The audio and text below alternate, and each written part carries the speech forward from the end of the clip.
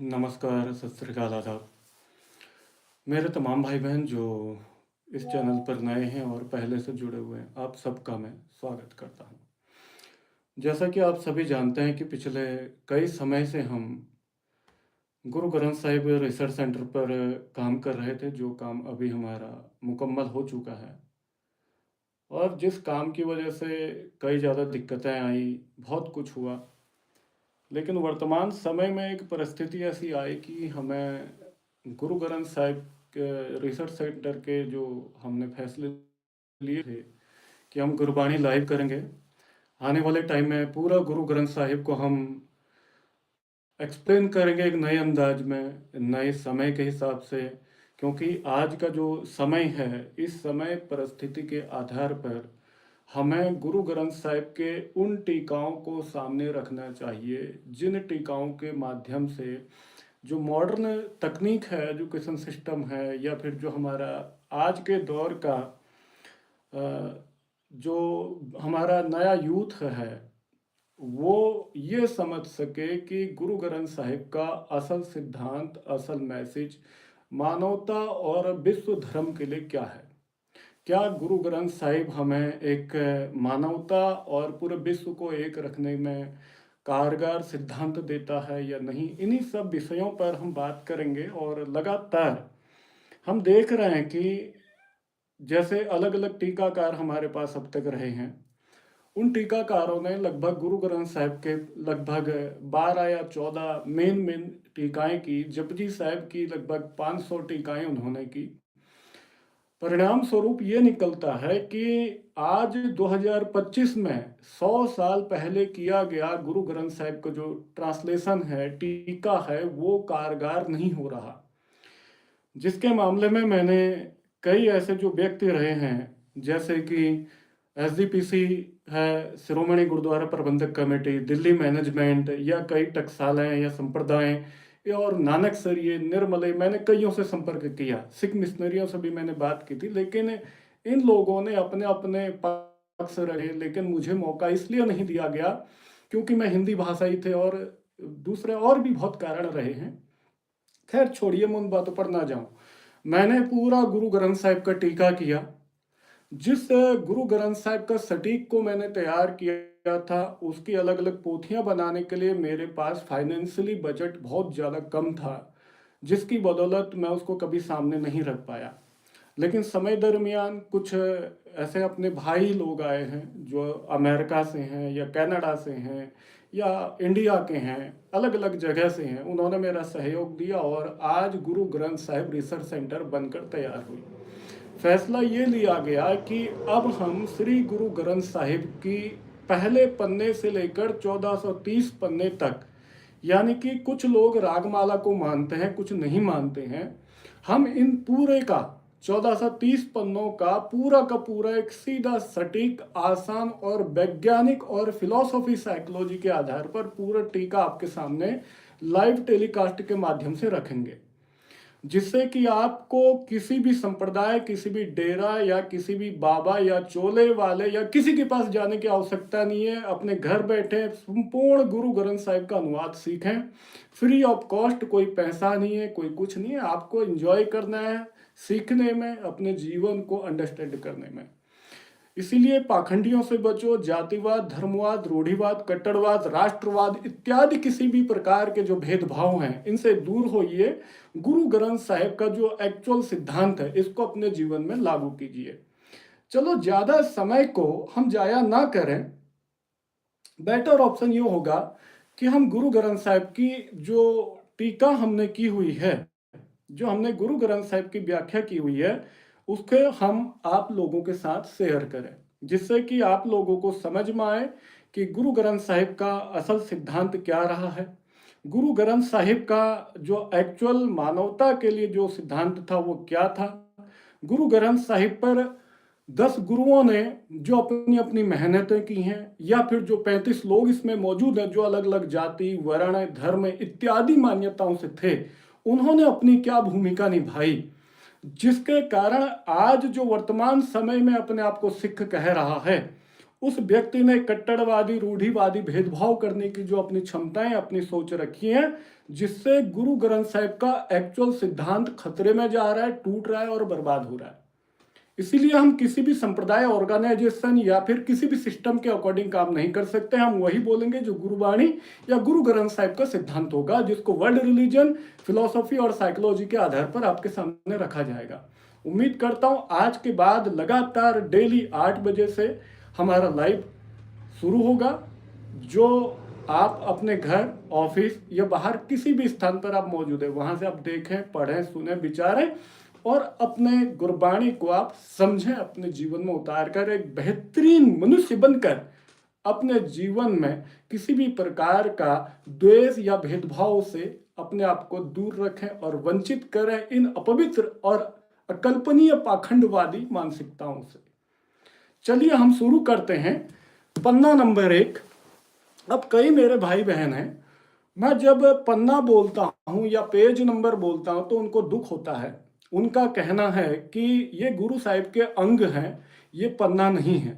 आप लोगों को मैं कहना चाहूंगा, जब आप गुरु ग्रंथ साहिब को खोलेंगे, उसका प्रकाश करेंगे, जो उसका इंडेक्स आता है या जिसको पंजाबी में तत्करा कहा जाता है, वहां पर जब आप देखेंगे, एक तरफ बाणी का नाम आता है, दूसरी तरफ लिखा होता है पन्ना नंबर। वहां अंग नंबर लिखा नहीं होता।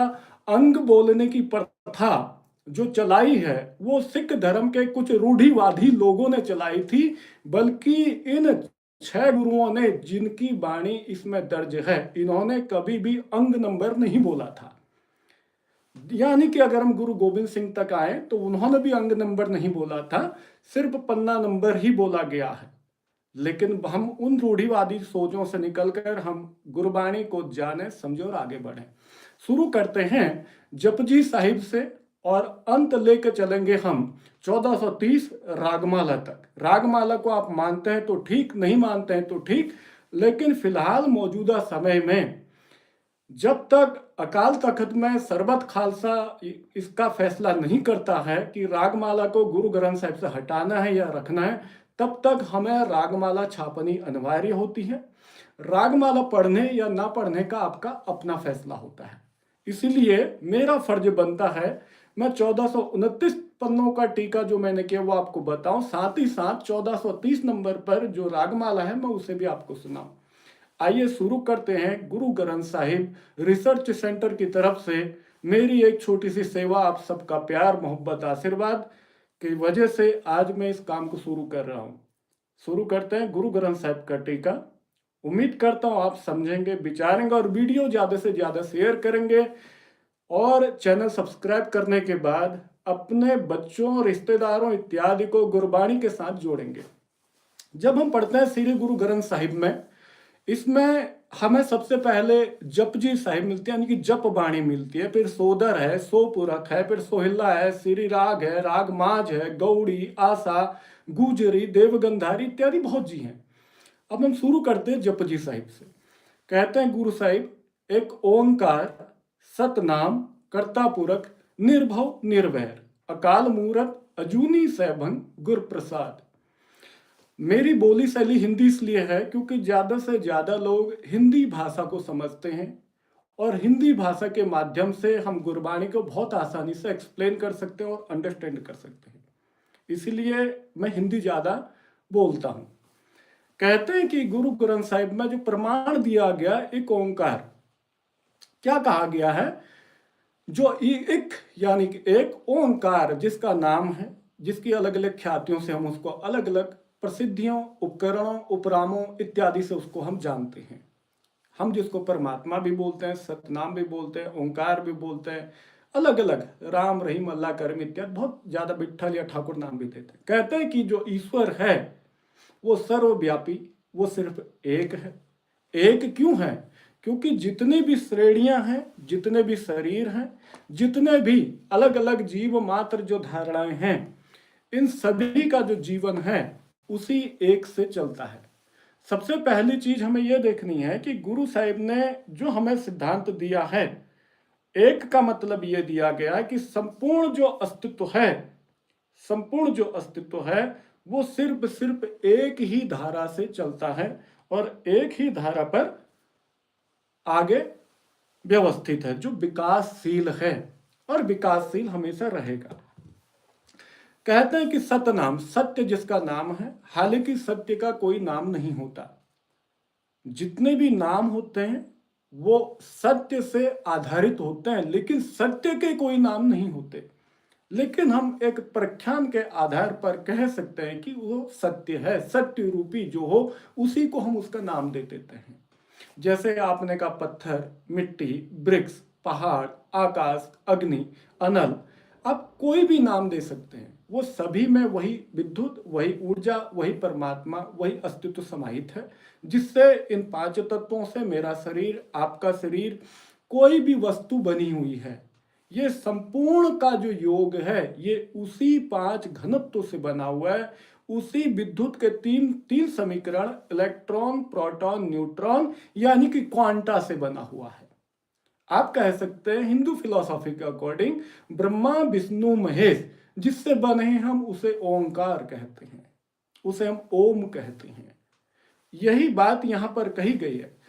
अब वो कर्ता पुरुष क्या है, कई लोग असल में कहते हैं, जैसे पुराने टीकाकारों ने कहा वो पैदा करता है, पालता है, मारता है। हालांकि अगर परमात्मा आपको पैदा करता है, फिर आपको पालता हो, उसके बाद आपको मारता हो, तो इसका मतलब है परमात्मा दुराचारी है, व्यभिचारी है, अत्याचारी है या दुष्ट होगा। तो परमात्मा कभी किसी को पैदा नहीं करता, फिर उसको पालता नहीं है और अंत में उसको मारता भी नहीं है। क्यों नहीं करता, इसे आप थोड़ा समझिएगा। जिस प्रकार हम एक बच्चे को जन्म देते हैं, हमने एक बच्चे को जन्म दिया, हमने उसको पाला पोसा बड़ा किया और बाद में हम उसकी हत्या नहीं कर सकते। क्यों नहीं कर सकते हैं? क्योंकि अभी हमने उसको जन्म दिया है, फिर हम उसको पालते हैं, पोसते हैं, बड़ा करते हैं, आखिरी में हम उसकी हत्या नहीं करते। परमात्मा आपको पैदा कर रहा है, फिर पाल रहा है, आखिर में आपको मार दे, ये कौन सा पिता कर रहा है? गुरबाणी तो कहते कि एक पिता एकस के हम बारिक। जब गुरबाणी ये कह रही है तो आप यहां पर समझिएगा, जब हमने कहा कि वो सबका पिता है, हमारा सबका पिता परमात्मा ही है और हम सब उसी के ही बच्चे हैं, तो क्या हमारा पिता अपने ही संतान की हत्या करेगा, अपने ही संतान को मिटा देगा?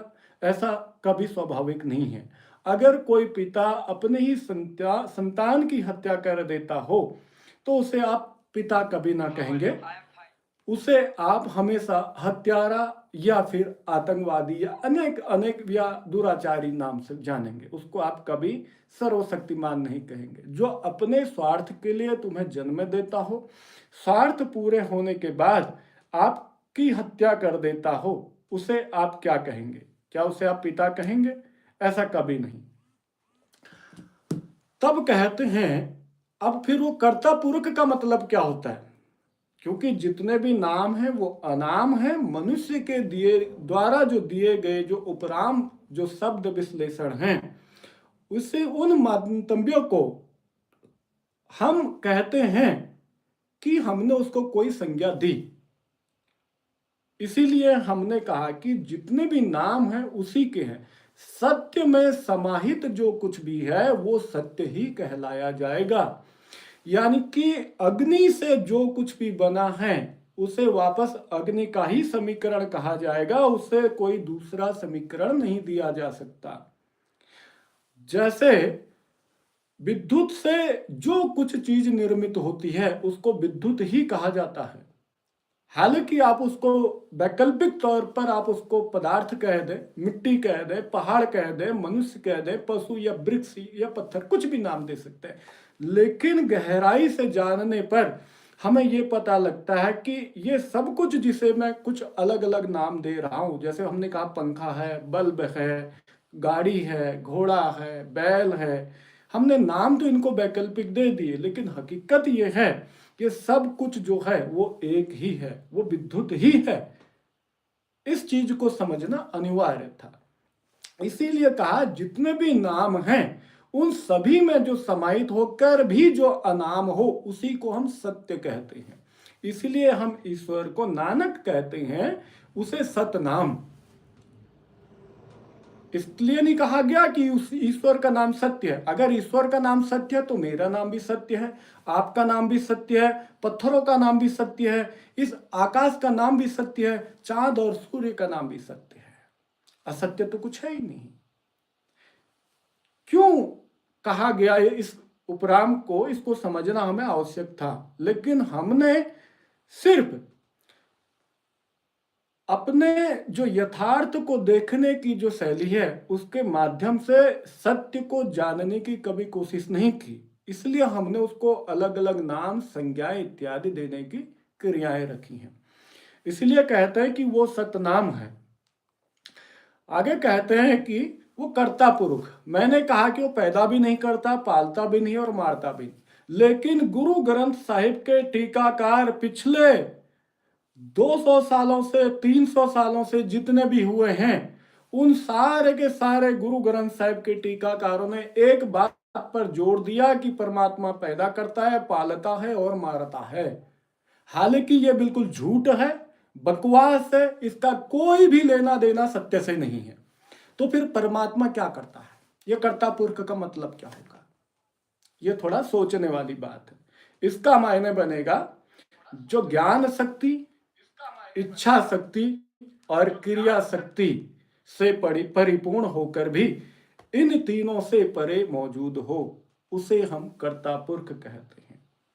समस्त ज्ञान शक्तियां जिसमें समाहित है, समस्त क्रिया शक्तियां जिसमें समाहित हैं, समस्त इच्छा शक्तियां जिसमें समाहित हैं, उसे हम ईश्वर कहते हैं। अगर आप कहें किसी मनुष्य में संपूर्ण इच्छा शक्ति है तो आप गलत हैं। आपकी चेतना के पास वो क्षमता है, लेकिन आप चेतना को अभी होश में लाए नहीं हो। आप बेहोश हो, इसलिए आपको संपूर्ण चेतना का बोध नहीं है। इसलिए आपको संपूर्ण इच्छा शक्ति का बोध नहीं, संपूर्ण क्रिया शक्ति का आपको बोध नहीं है। और उसके बाद जो ज्ञान शक्ति है वो भी आपके पास पूर्ण रूप से मौजूद नहीं है। यानी कि इस जगत में, इस ब्रह्मांड और अस्तित्व में, संसार में जितनी भी कार्य शक्तियां हैं, जितनी इच्छा शक्तियां हैं और जितनी भी क्रिया शक्तियां हैं, ज्ञान शक्ति, इच्छा शक्ति की जो बात कही जा रही है या क्रिया शक्ति, ये तीनों जितने भी इस संसार में मौजूद हैं, इन सभी का पूर्ण बोधी अगर कोई है तो परमात्मा, और परमात्मा में ही ये सारे कुछ समाहित हैं और उसी से ही ये सब कुछ में प्रफुल्लित भी हैं। विकासशील जो हो उसी को हम अस्तित्व कहते हैं। इसीलिए कहते हैं कि वो कर्ता पुरुष है। कैसा कर्ता पुरुष? समस्त ज्ञान शक्तियों में होकर भी समस्त ज्ञान शक्तियां जिसमें समाहित हों, समस्त इच्छा शक्तियों में होकर मिलकर भी समस्त शक्तियां जिसमें समाहित हों, और समस्त ज्ञान शक्तियों का आधार होने पर भी समस्त ज्ञान शक्तियां जिसमें समाहित हों, उसे हम ओंकार कहते हैं, उसको हम कर्ता पुरुष कहते हैं। फिर कहते हैं निर्भव निर्वैर अकाल मूरत अजूनी सैभन गुरु प्रसाद। सबसे पहली बात हमें आज तक सिखाया गया, निर्भव का मतलब क्या सिखाया गया? जो भय से रहित हो, जिसे कोई डर ना हो। पहली बात, पत्थर को किसी का डर नहीं है, क्या तुम्हारा परमात्मा पत्थर है? आकाश को किसी का डर नहीं है, क्या तुम्हारा परमात्मा आकाश है? वृक्ष को तुम्हारा डर नहीं है, क्या तुम्हारा परमात्मा वृक्ष है? पत्थरों, वृक्षों, पर्वतों, सागरों इत्यादि को किसी का भय नहीं है। यानी कि आपको भी किसी का भय नहीं है। अगर बारीकी से देखा जाए तो आप भय हैं किसी चीज के छूटने की वजह से। आपको डर है कि कुछ मैंने जो पकड़ा है वो छूट ना जाए, इसलिए आप डरे हुए हैं। वैसे डरने की आवश्यकता नहीं। अब क्या परमात्मा पत्थर, वृक्ष, आकाश इत्यादि? बिल्कुल नहीं। तो इसलिए परमात्मा भय रहित नहीं है। तो परमात्मा फिर क्या है? निर्भव का मतलब क्या होगा? ये जरा सोचने वाला था। भय, अभय और निर्भय तीनों प्रारूपों में संलग्न जो हो और तीनों प्रारूप वापस जिसमें समाहित हो जाते हों, उसको हम निर्भव कहते हैं। यानी कि जितने भी भय होते हैं, शरीर से, मन से, जीवेषणा से, इंद्रिय, इन चीजों से संबंधित या इत्यादि से संबंधित जितने भी भय हैं, ये सब जिसमें समाहित हो और जिससे इनका आगे विकास होता हो, उसे हम निर्भव कहते हैं। फिर आता है भय के बाद होगा अभय। अभय किसे कहेंगे? जो व्यक्ति किसी भी पदार्थ विशेष प्रणाली से अपने आप को संकुचित कर देता हो, उसे हम अभय कहते हैं। इसीलिए आप ये नहीं कह सकते परमात्मा निर्भव, जिसको किसी का डर नहीं है परमात्मा। अक्सर मैं देखता हूं कई टीकाकारों ने गलत अर्थ किए हैं इस शब्द के, इस अक्षर के बहुत गलत अर्थ हुए हैं कई गुरु ग्रंथ साहिब के टीकाओं में। मैंने उस पर काम किया और देखा, उन्होंने कहा परमात्मा को किसी का डर नहीं। मैं बिल्कुल गलत। तो सही अर्थ बन रहा है जो भय, अभय, निर्भय, जिससे निकलकर वापस जिसमें समाहित हो जाते हों, उसे हम निर्भव कहते हैं। इसके बाद आता है निर्वैर। निर्वैर का मतलब हमने आज तक क्या पढ़ा, हमारे कथावाचकों ने हमें क्या सिखाया कि जिसका किसी से कोई वैर विरोध नहीं है। मैंने देखा कि अभी तुम एक लोहे का टुकड़ा है, उसका किसी से कोई वैर विरोध नहीं है। क्या तुम्हारा परमात्मा लोहे का टुकड़ा है? तुम कभी बारीकी से देखना, एक छोटा बच्चा है, अभी उसने जन्म लिया, उसको किसी का कोई फर्क नहीं पड़ता, उसका किसी से कोई लड़ाई झगड़ा द्वेष नहीं है, कोई डर नहीं है, कोई वैर विरोध नहीं है। क्या तुम्हारा परमात्मा छोटा दूध पीता बच्चा है? एक मुर्दा लाश है, उसको किसी का डर नहीं है। क्या तुम्हारा परमात्मा मुर्दा लाश है? नहीं, आप गलत अर्थ करते हैं। तो इसका सही अर्थ क्या होगा वो जरा हमें समझना होगा। समस्त वैर जिससे निकलकर वापस जिसमें समाहित होते हैं। अवैर, जितने भी अवैर हैं, वैर और अवैर दो अलग अलग सिद्धांत हैं। निर्वैर उसके बाद एक तीसरा स्थिति है, यानी कि जो तीनों स्थितियां हैं, एक के बाद दूसरी, दूसरी के बाद तीसरी कड़ी है। पहला आएगा वैर, दूसरे नंबर पर है अवैर, तीसरे नंबर पर है निर्वैर। ठीक वैसे निर्भव में भी तीन ही कल्प हैं। जैसे मैंने कर्ता पुरुष के तीन अर्थ बताए, ज्ञान, इच्छा और क्रिया, वैसे ही निर्भव के भी तीन ही अर्थ होते हैं, भय, अभय, निर्भय। और निर्वैर के भी तीन ही अर्थ होते हैं, वैर, अवैर, निर्वैर। ये मैं शॉर्टकट फॉर्म में आपको इसके एक्सप्लेनेशन बता रहा हूं, इसलिए आपको जो इनके डीप एनालिसिस है मैं आपको समय आने पर बताऊंगा। समस्त वैर प्रारूप जिससे जन्मे हो और वापस उस वैर प्रारूप जिसमें समाहित होते हो। समस्त अवैर जिससे विकासशील हो और वापस जिसमें समाहित होते हो। और समस्त निर्वैर ये जिस प्रारूप से निकलकर वापस उसी प्रारूप में मिल जाते हो, उसे हम निर्वैर कहते हैं। यानी कि क्लियर हो गया, निर्भव का मतलब सिर्फ ये नहीं होता कि आपको किसी का डर नहीं है, गलत है। निर्वैर का मतलब बस ये नहीं है कि आपका किसी से कोई वैर विरोध नहीं है, परमात्मा का किसी से, गलत अर्थ होंगे। जिस व्यक्ति विशेष जिस जीवेशना या फिर जीवात्मा या परम चेतना के पास ये तीनों गुण विद्यमान हो, ज्ञान शक्ति, इच्छा शक्ति, क्रिया शक्ति संपूर्ण उसमें तल्लीन हो, उसमें विराजित हो, वो संपूर्ण हो, इन तीनों से पूर्ण हो। भय, अभय, निर्भय जिसमें परिपूर्ण हो और वैर, अवैर, निर्वैर जिसमें परिपूर्ण हो जाते हैं, उसे हम ओंकार कहते हैं। उसके अलावा हम ओंकार या ईश्वर या परमात्मा, परमेश्वर इत्यादि नाम किसी को नहीं दे सकते, according Guru Granth Sahib and Baba Nanak philosophy. अब गुरु ग्रंथ साहिब के टीकाकारों ने आज तक क्या बोला मुझे उससे कोई लेना देना नहीं है, मेरी अपनी एक्सप्लेनेशन कुछ अलग है। उनकी जितनी क्षमता थी उन्होंने उतना बोला। आज से 100 साल बाद कोई बच्चा आता है, वो मेरे से ज्यादा बोलेगा, वो मेरी एक्सप्लेनेशन तोड़कर एक नया देगा। समीकरण बदलते हैं और समीकरण की वजह से प्रत्येक चीज आगे पीछे होती जाती है। अब आगे क्या है, अकाल, एक लफ्ज आया अकाल मूरत, काल, घटना, कर्म, इन चीजों को समझो। काल किसे कहते हैं? काल हमेशा तीन संदर्भों में जाना जाता है। समय घटनाक्रम को, काल घटनाक्रम को जब हम देखते हैं वर्तमान, भूत, भविष्यति, यानी कि वर्तमान में, भूत में, भविष्य में, प्रेजेंट, पास्ट, फ्यूचर की बात कर रहा हूं मैं, जो इन तीनों में समाहित होकर भी इन तीनों से परे होता हो, जिसमें ये तीनों वापस मिले हुए होते हैं, यानी कि प्रेजेंट, पास्ट, फ्यूचर जिससे जन्मे हो और वापस उसमें विचरण करते हो और तत्क्षण वापस अंत में एकाएक उसी में ही वो विराजित हो जाते हो, उसे हम क्या कहते हैं? अकाल। काल का मतलब होता है समय, काल घटना की स्थितियां, वर्तमान, भूत, भविष्य। काल होता है समय की वो अवधि जिसको हम तीन अलग अलग संदर्भों में जानते हों, जिन्हें वर्तमान, भूत, भविष्यति कहते हैं, प्रेजेंट, पास्ट, फ्यूचर कहते हैं।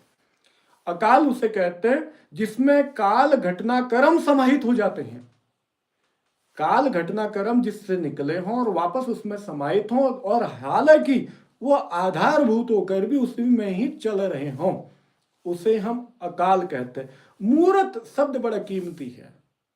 नानक फिलॉसफी में बड़े जबरदस्त ये वाक्यांश का इस्तेमाल किया गया। मूर्त का मतलब होता है हस्ती या चित्रण या शरीर या फिर उसका प्रारूप ढंग या उसकी कोई आकृति या उसकी पिक्चर के जो अलग अलग सिद्धांत है उनको हम मूर्त कहते हैं। कहने कोई मेरा ये है कहना कि परमात्मा की कोई भी मूर्ति है या नहीं।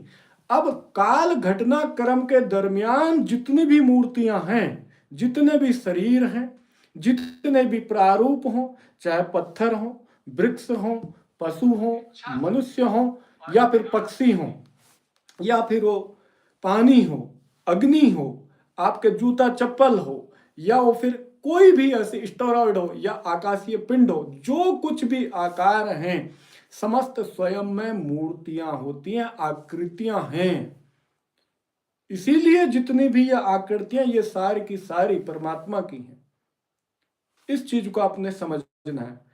कब है? जब आप काल घटना क्रम के दरमियान इसे देखते हो, जब काल घटना क्रम के दरमियान आप इसे जानते हो, जब काल घटना क्रम के अंतराल में आप इसको बोध होने के लिए अग्रसर होते हो, इस तब हम कह सकते हैं उसकी मूर्ति आधारित कुछ है। अब सबसे बड़ी जो चीज आएगी, लफ्ज तो है अकाल। काल घटना क्रम के दरमियान जितने भी आकार हैं वो सब उसी के हैं, उसमें तो परमात्मा वही है।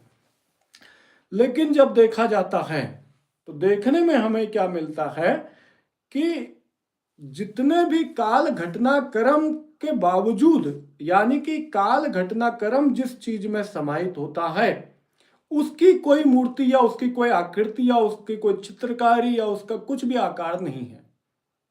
इसीलिए अकाल मूर्त यूज इस्तेमाल किया गया है। इसलिए अकाल मूर्त लफ्ज को इस्तेमाल करने का यहां पर सामंजस्य मिलता है। कहने का मतलब है अगर काल मूर्त होता, काल घटना क्रम की मूर्ति की बात करें तो आप भी परमात्मा है, पशु भी परमात्मा है, मैं भी परमात्मा हूं, सांप भी परमात्मा है, सब कुछ, वृक्ष, पहाड़, पत्थर इत्यादि, आकाश, सब कुछ, अग्नि, वायु, सब कुछ परमात्मा है, क्योंकि ये सब उसी के ही शरीर हैं, उसी के अलग अलग प्रारूप ढंग हैं। लेकिन वर्तमान, भूत, भविष्य, इन तीनों प्रारूप जब आपस में स्वयं मिल जाते हों उस चेतना में, तो फिर हम उसे क्या कहेंगे? क्या उसका कोई आकार होगा? नहीं। इसीलिए विद्युत का कोई आकार नहीं होता। ठीक उसी प्रकार परमात्मा का भी कोई आकार नहीं है। इसीलिए कहा कि परमात्मा या ईश्वर या ओंकार का समस्त आकारों में वो विद्यमान होकर वापस समस्त आकारों से वो निर्लेप भी है। यानी कि जितने भी आकार हैं सब परमात्मा के, और वापस ये जितने भी आकारों के भीतर जो मौजूद है वो भी परमात्मा, और जो बाहर है वो भी परमात्मा है। यानी कि इसलिए परमात्मा की कोई भी किसी भी प्रकार की मूर्ति आप संदर्भित नहीं कर सकते, बना नहीं सकते। लेकिन काल घटना क्रम, वर्तमान, भूत, भविष्य को ही अगर आप सत्य मानते हैं तो फिर आप कह सकते हैं कि जो कुछ भी है वो सब परमात्मा है। अगर वर्तमान भूत भविष्य के अलावा आपका जीवन अग्रण है किसी माध्यम की तरफ, किसी बोध के तरफ, तो फिर जितनी भी मूर्तियां वो आपकी स्वयं की हैं। तो इसलिए किसी भी मूर्ति को पूजने या न पूजने का कोई आधार नहीं बनता। आप कह सकते हैं कि अब परमात्मा की कोई भी हस्ती या कोई भी शरीर, कोई भी आकार, कोई भी चित्रण, कोई भी आकृति या पिक्चर नहीं है। इसके बाद आता है अजूनी। अब इस चीज को देखना, अजूनी, अजूनी जो लफ्ज निकला है योनि शब्द से निकला है। योनि शब्द के दो अर्थ होते हैं। पहला अर्थ बनता है स्त्री की जननेंद्री और दूसरा अर्थ बनता है शरीर प्रकरण, यानी कि शरीरों का प्रकरण, इसे भी हम योनि कहते हैं। और स्त्री की जो जननेंद्री है इसे भी हम योनि कहते हैं। अब सीधा से सीधा देखा जाए, जब हम इन चीजों को देखते हैं तो हमें देखना पड़ेगा इसका दूसरा माध्यम। समस्त जननेंद्रियों से, समस्त शरीरों से जो जन्म लेता हो, वापस समस्त शरीरों से बाहर होकर भी समस्त शरीर जिसमें समाहित होते हों, प्रकृति से, प्रकृति की जननेंद्री से, ठीक स्त्री की जननेंद्री से हमारा शरीरों का विकास होता है। चाहे वृक्ष हो, पत्थर हो या कुछ भी हो, उसका जन्म है। वापस जब हम देखते हैं वो किसी भी शरीर माध्यम से बाहर है, क्योंकि आप शरीर नहीं है। ये शरीर मर जाता है, कहने का मतलब है शरीर प्रतिपल मर रहा है, प्रतिपल बन रहा है। एक समय आता है शरीर गिर जाता है, उसके बाद क्या आप अगर सत्य हैं तो क्या आप मर गए? नहीं। तो फिर आप कौन थे? आप शरीर नहीं है, लेकिन आपने शरीर को सत्य माना है। क्यों? क्योंकि आप काल घटनाक्रम को सत्य मान बैठे हैं। इसीलिए आपको जो दिखता है, जो महसूस होता है, उसे आप सत्य कहने की कोशिश करते हैं, उसकी चेष्टाएं करते हैं। अब आता है सैभंग, जो योनि से अयोनिज होकर जो अपने आप से प्रफुल्लित होता हो, अपने आप की प्रकरण से वो जन्म लेकर अपने आप में मिल जाते हो। आप इस प्रकरण को थोड़ा ध्यान से समझना, ये थोड़ी समझने वाली चीज है। इसमें सबसे बड़ी चीज ये रही है, जितने भी योनियां हैं, जितनी भी जननेंद्रियां हैं, जितने भी शरीर इत्यादि हैं, ये किससे निकले? अयोनिज से। अयोनिज, योनिज का अर्थ आपको समझ में आ चुका है। अयोनि, अयोनिज का मतलब बनेगा जो किसी भी प्रकार के शरीर या जननेंद्री से जन्म ना लिया हो, उसे हम अयोनिज या अयोनि या अजूनी कहते हैं। जब हम इस चीज को देखें तब हम कह सकते हैं कि मैं अयोनिज हूं, मेरा किसी से जन्म नहीं हुआ।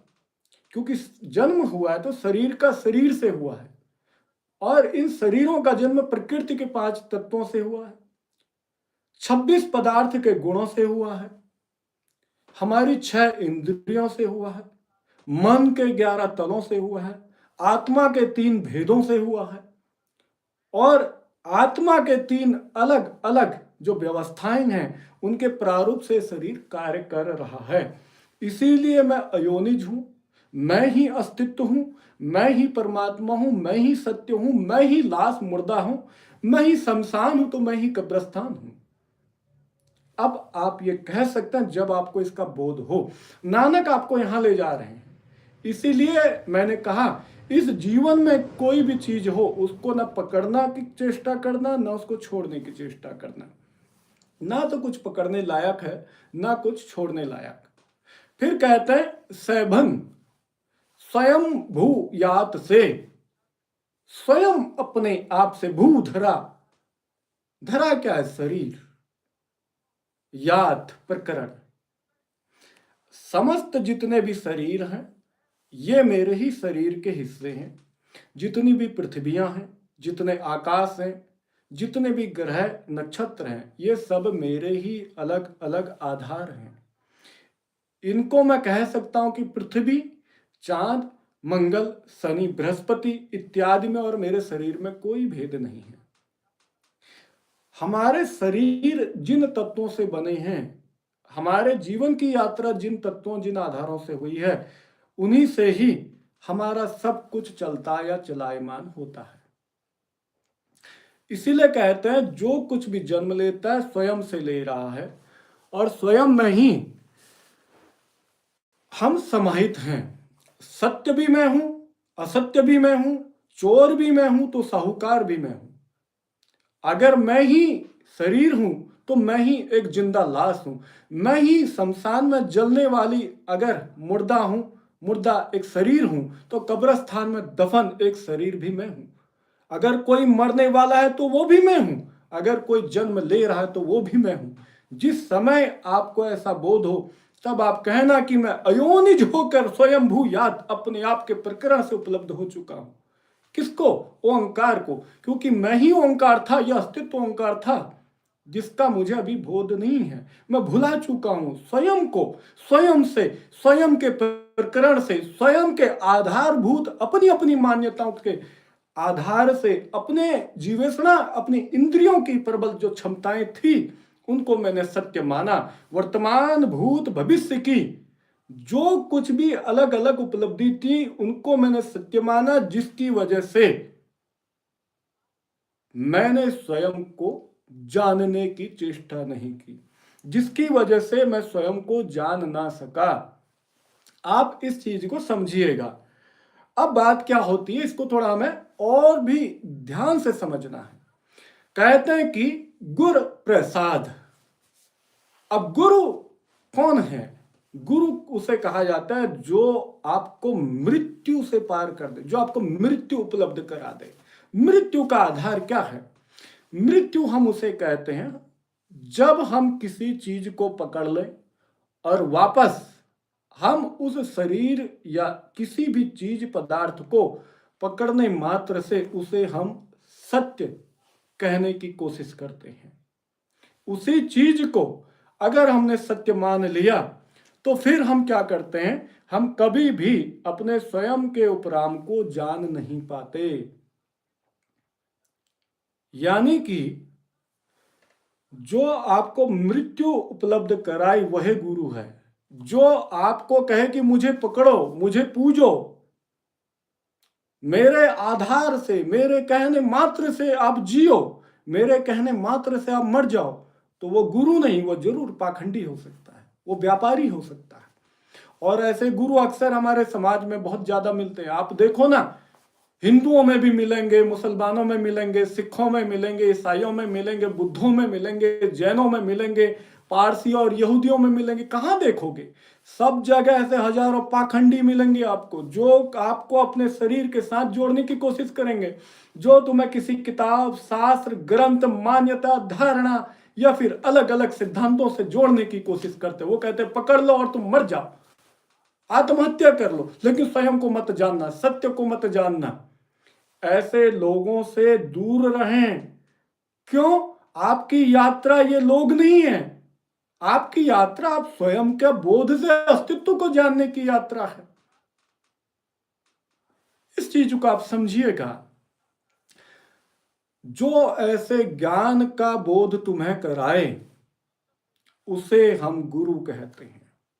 जो कहे कि अगर तेरे राह में मैं आ जाऊं तो मेरी गर्दन काट देना, मेरे से 10 कदम आगे जाना।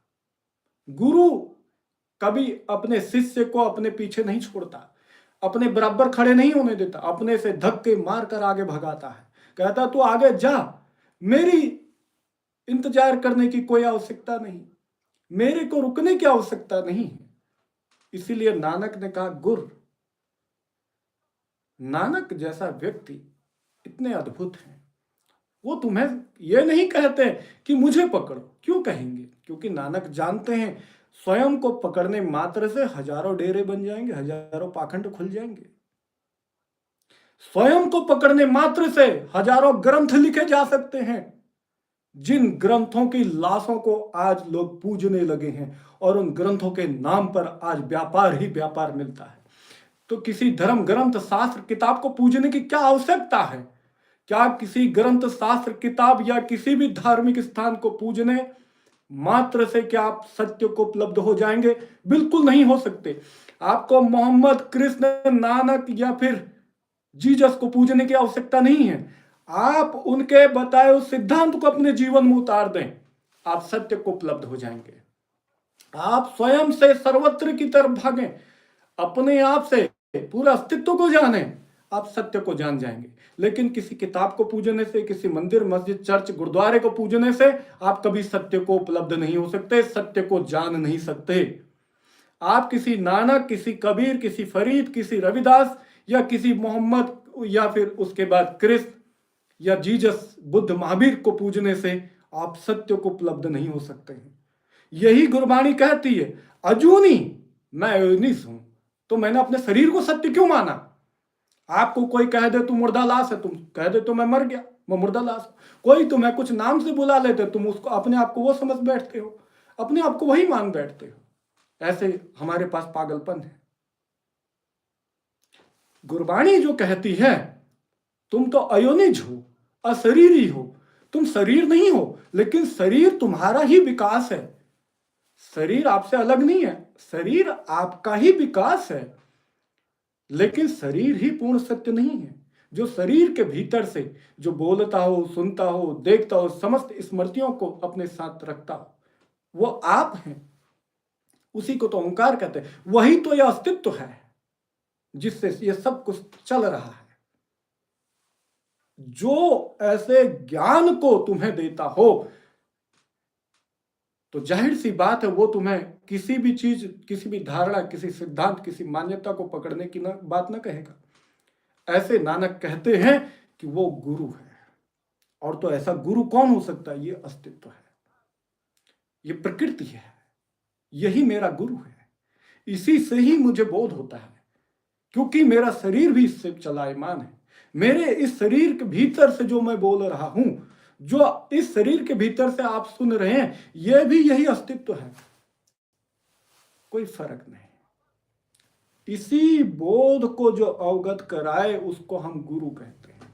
प्रसाद, प्रसाद, अब जो ये लफ्ज है इसका मतलब होता है कृपा।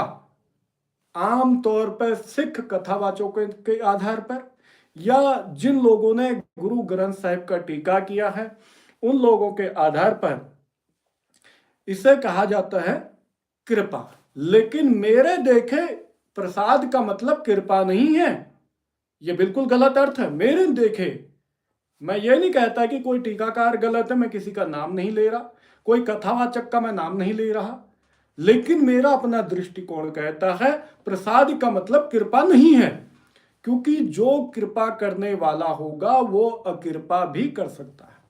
मान लो एक व्यक्ति आपको इनाम देता है अगर आप उसके अनुसार कोई कार्य करते हैं।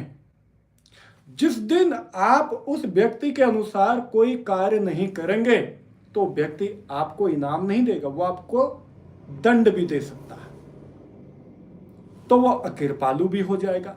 आज तक जो दयावान था व्यक्ति, आज तक जो कृपालु था व्यक्ति, अब वो अकृपालु हो जाएगा। अगर ऐसा कुछ है तो फिर परमात्मा कोई व्यक्ति होगा। अगर मैं इन टीकाकारों के आधार पर देखूं, अगर मैं इन कथावाचकों के आधार पर देखूं, तो मुझे ऐसा लगता है कि इनका बनाया जो परमात्मा है वो कोई आदमी हो सकता है जिसकी गर्दन काटनी कोई बड़ी चीज नहीं है। कोई भी बच्चा तलवार उठाकर उसकी गर्दन काट के दो टुकड़े कर सकता है। मेरा दृष्टिकोण कहता है प्रसाद का मतलब कृपा नहीं होता। प्रसाद का मतलब होता है स्वीकृति या स्वीकरण, एक्सेप्टेंस, किसी चीज को स्वीकार करना, एक्सेप्ट करना, इसे कहते हैं प्रसाद। जब हम इस होल टोटालिटी को स्वीकार करें तभी हमें इसका बोध होगा। तुमने कभी देखा होगा ये होल टोटालिटी आप पर कृपा नहीं करेगा, कोई एहसान नहीं कर रहा।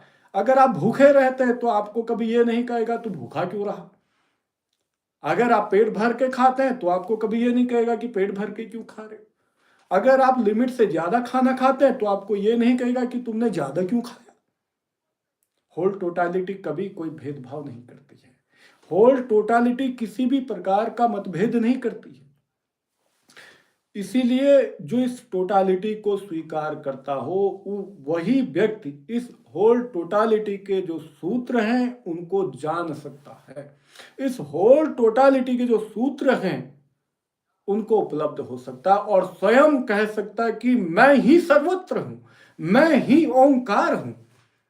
अब किसी की कृपा नहीं चाहिए। कृपा किसकी मानोगे? तुम ही तो सब कुछ हो। किसकी कृपा? कोई बड़ा नहीं है, कोई छोटा नहीं है, कोई तुम्हें इनाम देने वाला नहीं है, कोई अपराधी नहीं है, कोई चोर नहीं है, कोई सन्यासी नहीं। इस सिद्धांत को जब आप समझेंगे तब आप गुरबाणी का अध्ययन कर सकते हैं। जब आगे हम देखते हैं, आगे फिर कहते हैं जप। जप का मतलब होता है आम सिख धर्म के कथावाचकों के आधार पर, सिख धर्म मान्यता के जो गुरु ग्रंथ साहिब के टीका जिन लोगों ने किए हैं उनके आधार पर जप का मतलब उन्होंने किया था। आज तक उनका जो ट्रांसलेशन था वो था मेडिटेशन या ध्यान। लेकिन मैंने इसको जब देखा, मेरा एनालिसिस इसको स्वीकार नहीं करता। मेरा अपना एनालिसिस ये कहता है कि जप का मतलब होता है अंडरस्टैंडिंग, हाउ टू अंडरस्टैंड। जानोगे कैसे? जप का मतलब ध्यान या मेडिटेशन या चैंट नहीं होता। जप का मतलब होता है जानना, अंडरस्टैंडिंग। जानने की प्रतीति जिसके पास हो वही जान सकता है। जो जाना जाने वाला या जाना जाना जाने वाला हो, जानने योग्य और ना जानने योग्य जो कुछ भी यहां है वो सब कुछ को जब आप बोध को उपलब्ध होते हो तो सबसे पहले आपको क्या करना पड़ेगा? उसको स्वीकार करना पड़ेगा, कुछ है या फिर नहीं। या दूसरी तरफ आप देखते हैं आपको उसे अस्वीकार भी करना पड़ेगा, कुछ है या फिर नहीं।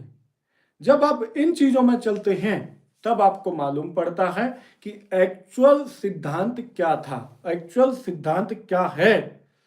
तब आप समझते हैं जब का मतलब होता है अंडरस्टैंडिंग, जानना। तो जाना कैसे जाए? जानोगे कैसे? किसे जानना है? जानने वाला कौन है? इन चीजों को आपने समझना है। इन चीजों को जब आप समझेंगे तब आपको पता लगेगा कि एक्चुअल गुरबाणी की पद्धति क्या कह रही है। गुरबाणी की जो पद्धति आपको जो ले जा रही है वो कहाँ ले जा रही है? गुरबाणी की पद्धति ने आपको कहाँ लेके जाना है और वापस आपको कहाँ से कहाँ बोध को उपलब्ध मार्ग दिखाना है। तो जब का मतलब होगा अंडरस्टैंड। कैसे? पहले उसको एक्सेप्ट किया जाए, स्वीकार किया जाए। जब हम किसी चीज को स्वीकार करते हैं तत्क्षण हमारा समर्पण हो जाता है। जब मैं मानूं, जब मैं इस अस्तित्व को स्वीकार करूंगा तभी तो मैं इसको समर्पण कर पाऊंगा। और जब मेरी स्वीकृति हो जाए, मेरा समर्पण हो जाए, तभी मैं कुछ जान सकता हूं। बिना स्वीकृति, बिना समर्पित हुए, समर्पण किए आप किसी भी चीज को जान नहीं सकते हैं। बिना स्वीकार किए, बिना समर्पण के कुछ भी जाना नहीं जा सकता।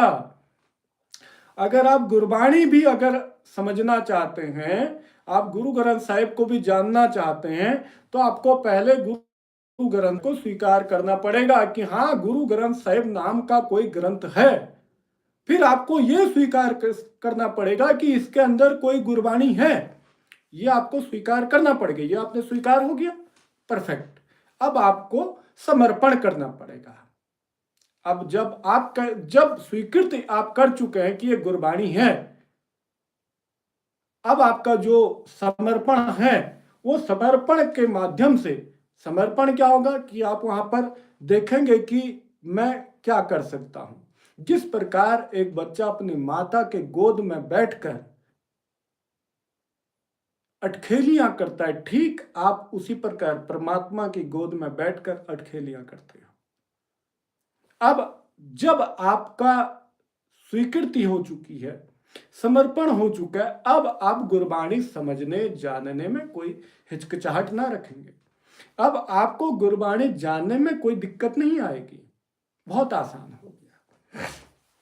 अब आप कह सकते हैं कि मैं गुरबाणी जानने लगा हूं, कि मैं गुरबाणी को उपलब्ध होने लगा हूं।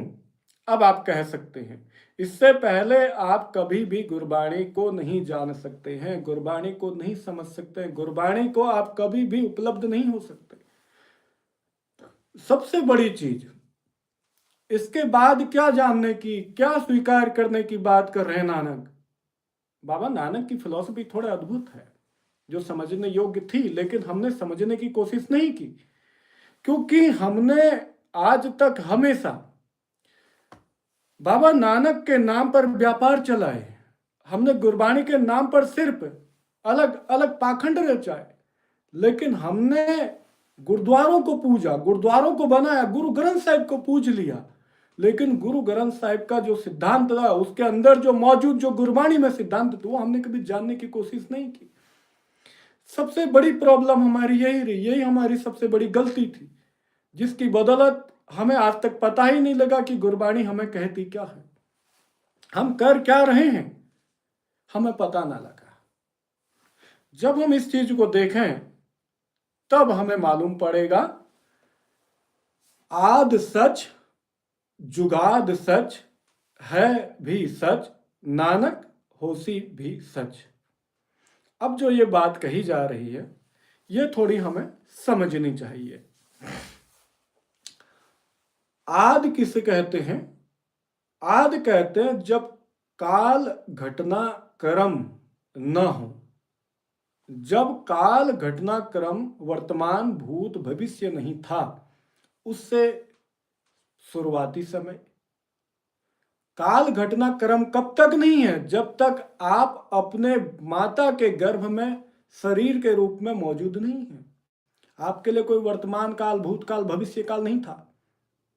जब तक आप अपने पिता के वीर्य कोश में शुक्राणु के रूप में मौजूद नहीं थे, तब तक आपके लिए वर्तमान भूत भविष्य था।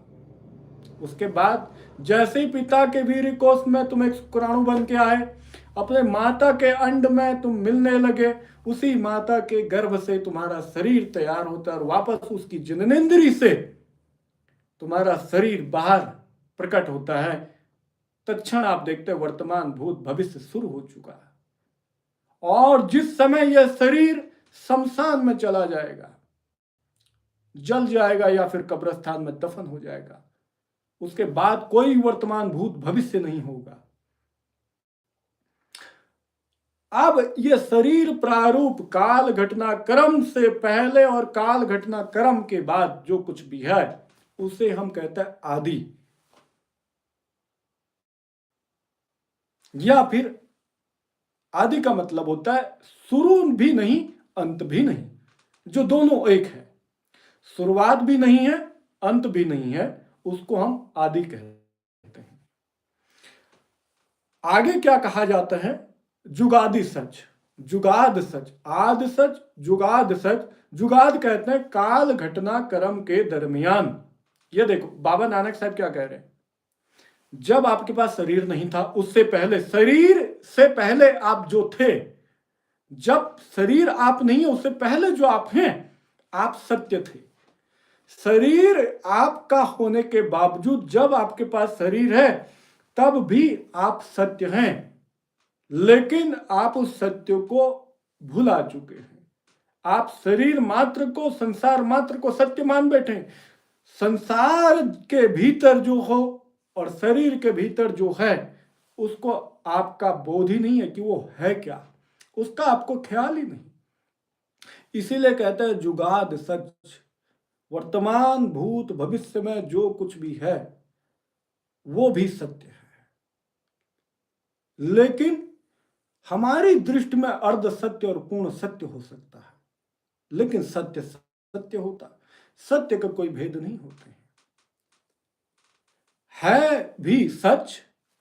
है का मतलब होता है इस क्षण मात्र में, इस क्षणिक मात्र में जो निकला शब्द, और ये शब्द निकलते ही भूत पास्ट हो गया। सांस लेते ही सांस पास्ट हो जाती है। प्रेजेंट को जीना इतना आसान नहीं है, वर्तमान क्षण को जीना इतना आसान नहीं है। वर्तमान तो क्षणिक मात्र है। अधिकतर लोग या तो अपने पास्ट या भूतकाल में जीते हैं, या फ्यूचर यानी कि भविष्य काल में जीते हैं। वर्तमान में जीना इतना आसान नहीं।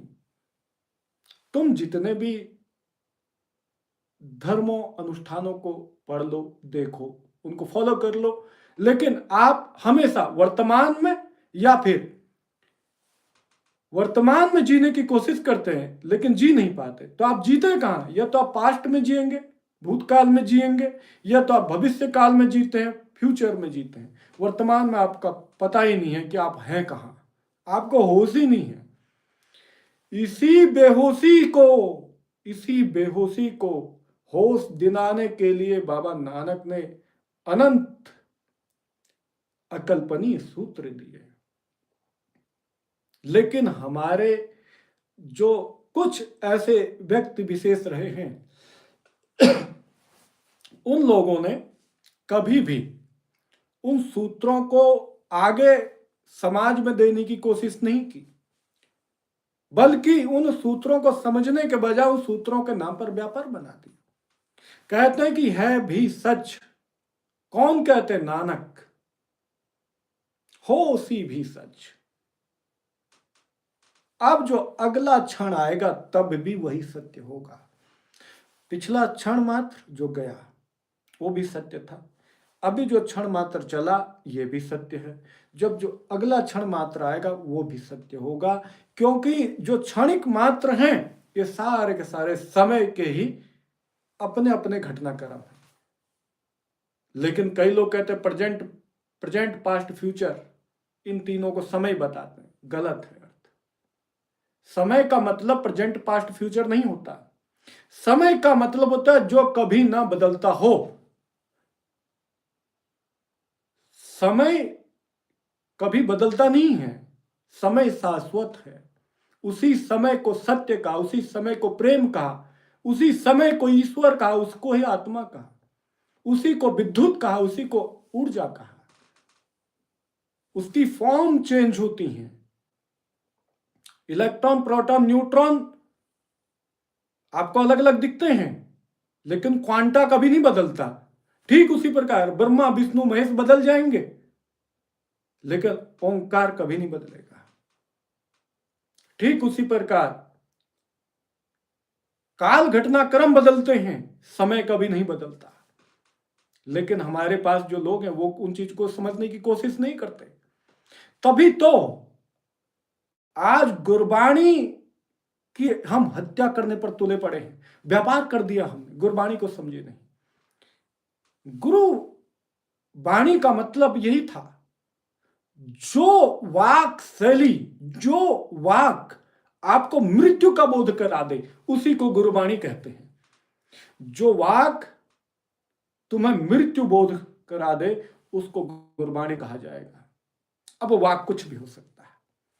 इन्हीं कुछ वाक्यों को संकलित किया गया अलग अलग पन्नों में, उन पन्नों को संकलित किया गया और उसका नाम दिया गया, उस किताब का नाम दिया गया, उस शास्त्र का नाम दिया गया, उस ग्रंथ का नाम दिया गया आदि ग्रंथ या फिर गुरु ग्रंथ साहब।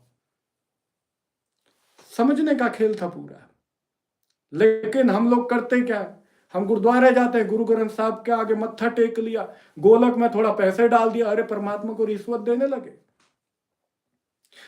गुरुद्वारे में मत्था टेकने से कुछ नहीं मिलने वाला।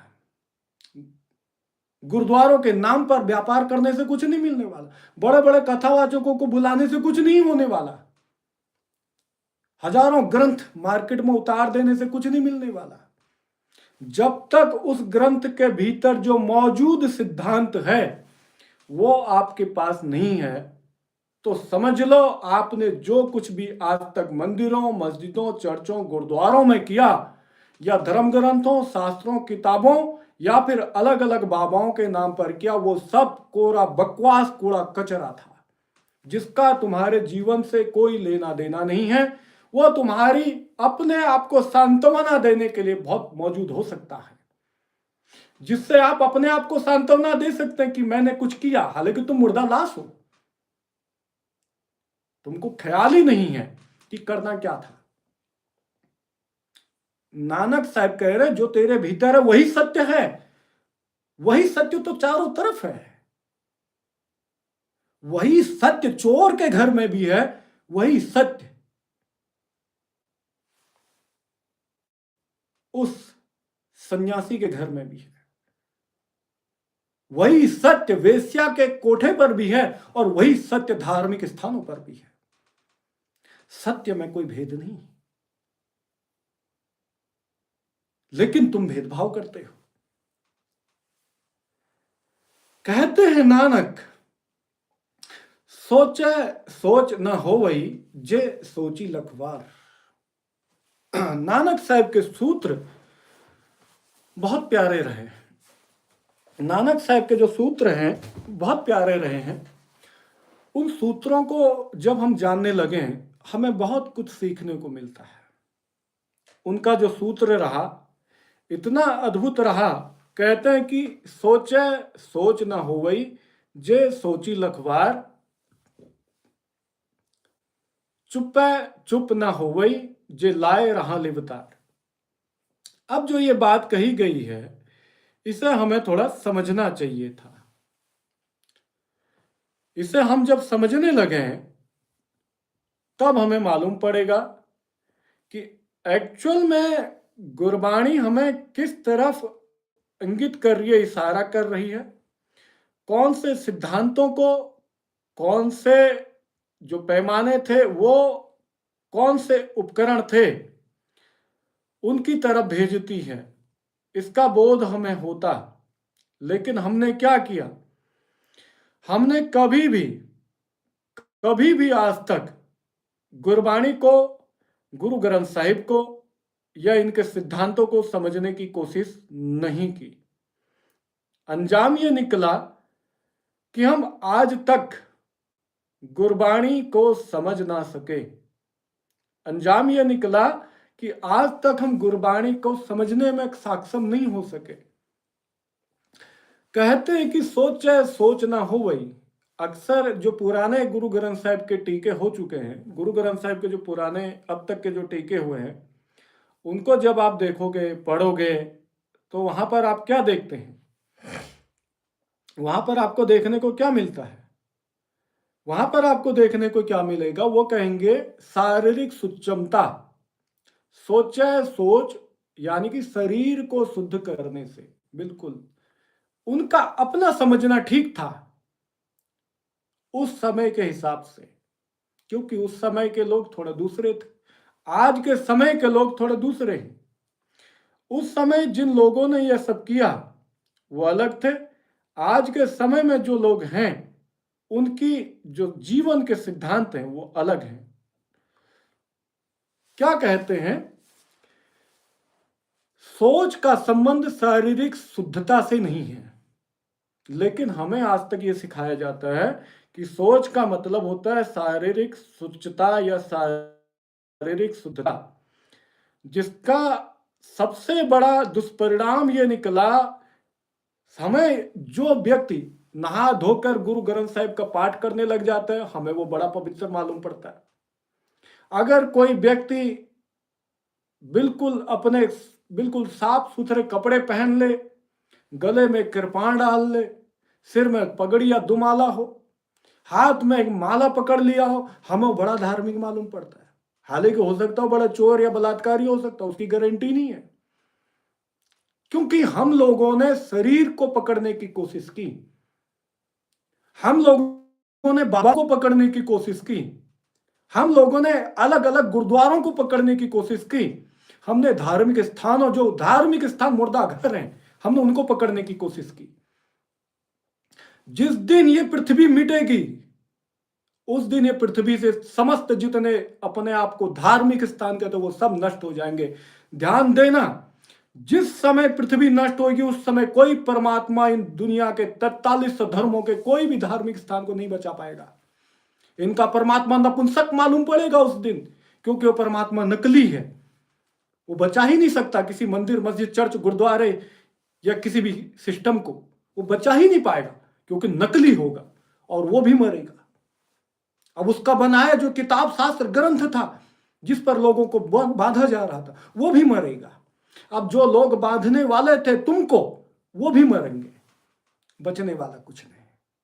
इसीलिए कहता तुम मुर्दे लाश मत बन जाना। तुम्हें मुर्दा लाश बनने से कुछ नहीं मिलने वाला। शरीर को नहलाने, धुलाने, साफ रखने से कोई मतलब नहीं है। तुमने देखोगे सूफी फकीर थे, कई कई साल बीत जाते हैं, वो नहाते ही नहीं है बेचारे। मैल की बदबू आती है, पसीने की बदबू। क्या सत्य को उपलब्ध नहीं होते? बिल्कुल होते। सधना कसाई है, गुरु ग्रंथ साहिब में उसकी वाणी है। रात दिन बकरा काटता है। लखनऊ का आदमी, यह लखनऊ का बच्चा पंजाब सरहिंद में आता है, बकरे काटने का कार्य है। क्या इसके शरीर पर खून के धब्बे नहीं थे? क्या इसके हाथ पर छुरी नहीं थी? बिल्कुल थी। लेकिन तुम बड़े बेईमान हो। तुमने पकड़ा उनको जो कह देंगे हम मीट नहीं खाते, हम बिल्कुल कसाई खाने नहीं जाते। अरे कसाई खाने तुम मत जाओ। गुरु ग्रंथ में तो कसाईयों को भी शामिल कर दिया गुरुओं ने। उनकी जो सोचने की क्षमता थी वो बहुत अलग थी, बहुत अलग। वो तुम ना समझ पाए क्योंकि तुमने शरीर को शुद्ध, शरीर को नहलाने धुलाने को ही पवित्र माना था। बिल्कुल बकवास बात है। इसीलिए यहां पर फिर गलती की है इन टीकाकारों ने, फिर गलती की हमारे कथावाचकों ने। वो कहते हैं शारीरिक सुचमता, बिल्कुल गलत बात, बकवास, कोरी झूठ है, कोरी बकवास हो गई। मुर्दे लाश को कितना नहलाओगे? शरीर के अंदर फिर वही मलमूत्र। तुम बाहर से इसको पानी या केमिकल या रसायन से धो लो, शरीर के अंदर हाथ घुसाकर अपनी आंतड़ियों को साफ नहीं कर सकते। जिसको आप गंदगी कह रहे हैं वो गंदगी है कहां? तुम्हारे भीतर तो है। आज तुम कहते हो हमारे गटर में बड़ी बदबू आ रही थी। वो गटर में जो बदबू आ रही थी वो आया कहां से? आसमान से आया था क्या, कि जमीन के गर्भ से निकला था? तुम्हारे अंदर से ही तो था। उस गटर में भी जो कीड़े पलते हैं, उन कीड़ों में भी परमात्मा है। वो कीड़े भी परमात्मा के ही हिस्से हैं और वो गटर जो है वो भी परमात्मा का शरीर है। तुम बड़े हैरानी की बात, तुम परमात्मा के मामले में शुद्ध अशुद्ध का भेदभाव ले आते हो। तुम कहते हो सुच्चा झूठा, पवित्र अपवित्र, तभी तो तुम भ्रांति में रहे। अर्थ होगा सोचे सोच न होवे। अगर अत्यंत बार भी हम अपने विचार शैली से, अपने इंद्रियों की अलग अलग सिद्धांतों से, इंद्रियों की परिकल्पनाओं से, इंद्रियों के समायोजन से हम कितना भी विचार विमर्श कर लें, तब भी हम परिपूर्ण ढंग से उसकी विचार को, व्याख्यानों को अपने कलम, जुबान इत्यादि से व्यक्त नहीं कर सकते। अर्थ ये था, कहते सोचे सोच ना हुए। अनंत विचार शैलियों से भी जिसकी विचार ना हो सके। तुम क्या समझते हो? गुरु ग्रंथ का टीका कर लिया, तुमने कहा धन्य हो, जय हो, तुमने बड़ा कृत्य कर दिया। अरे बड़े बेईमान हो तुम। क्या बड़ा कृत्य किया उसने?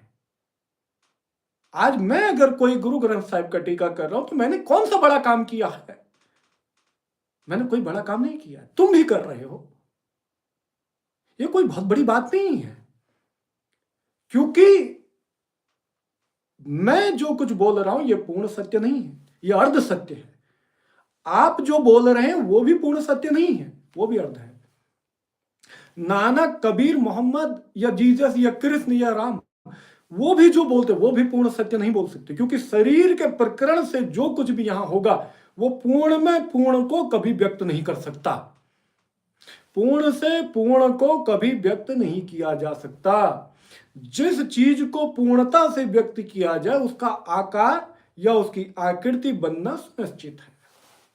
इसीलिए पूर्ण का कभी भी कोई आकार नहीं होता, चाहे वाक से हो, श्रवण से हो, स्पर्श से हो, गंध से हो या पेय से हो, कहीं से नहीं। इसलिए मैंने कहा कोई बड़ा काम नहीं कर दिया। समझे ना इन चीजों को। सोचे सोच न हो वही। अनंत सोचने की क्षमताओं शैलियों से भी आप उस सोच को, उस विचार को आप कभी भी पूर्णता से सामने नहीं रख सकते। जे सोची लख बार। अब यहां पर फिर पिछले टीकाओं में गलती हुई है। मैंने इसीलिए कहा 100 साल पुराना टीका वर्तमान में नहीं माना जाएगा, क्योंकि वर्तमान में एजुकेशन सिस्टम एडवांस है। आज से 100 साल बाद जो बच्चा पैदा होगा वो हमारे व्याख्या को नहीं मानेगा, उसकी व्याख्या हमसे ज्यादा एडवांस होगी, होनी भी चाहिए। वो कहते हैं लख बार, लाखों बार। बकवास बात। लख का मतलब लाखों नहीं है, लख का मतलब बहुत, और बहुत का दूसरा अर्थ बनेगा अनंत। सोचे सोच ना हो वही, जे सोची लखवार।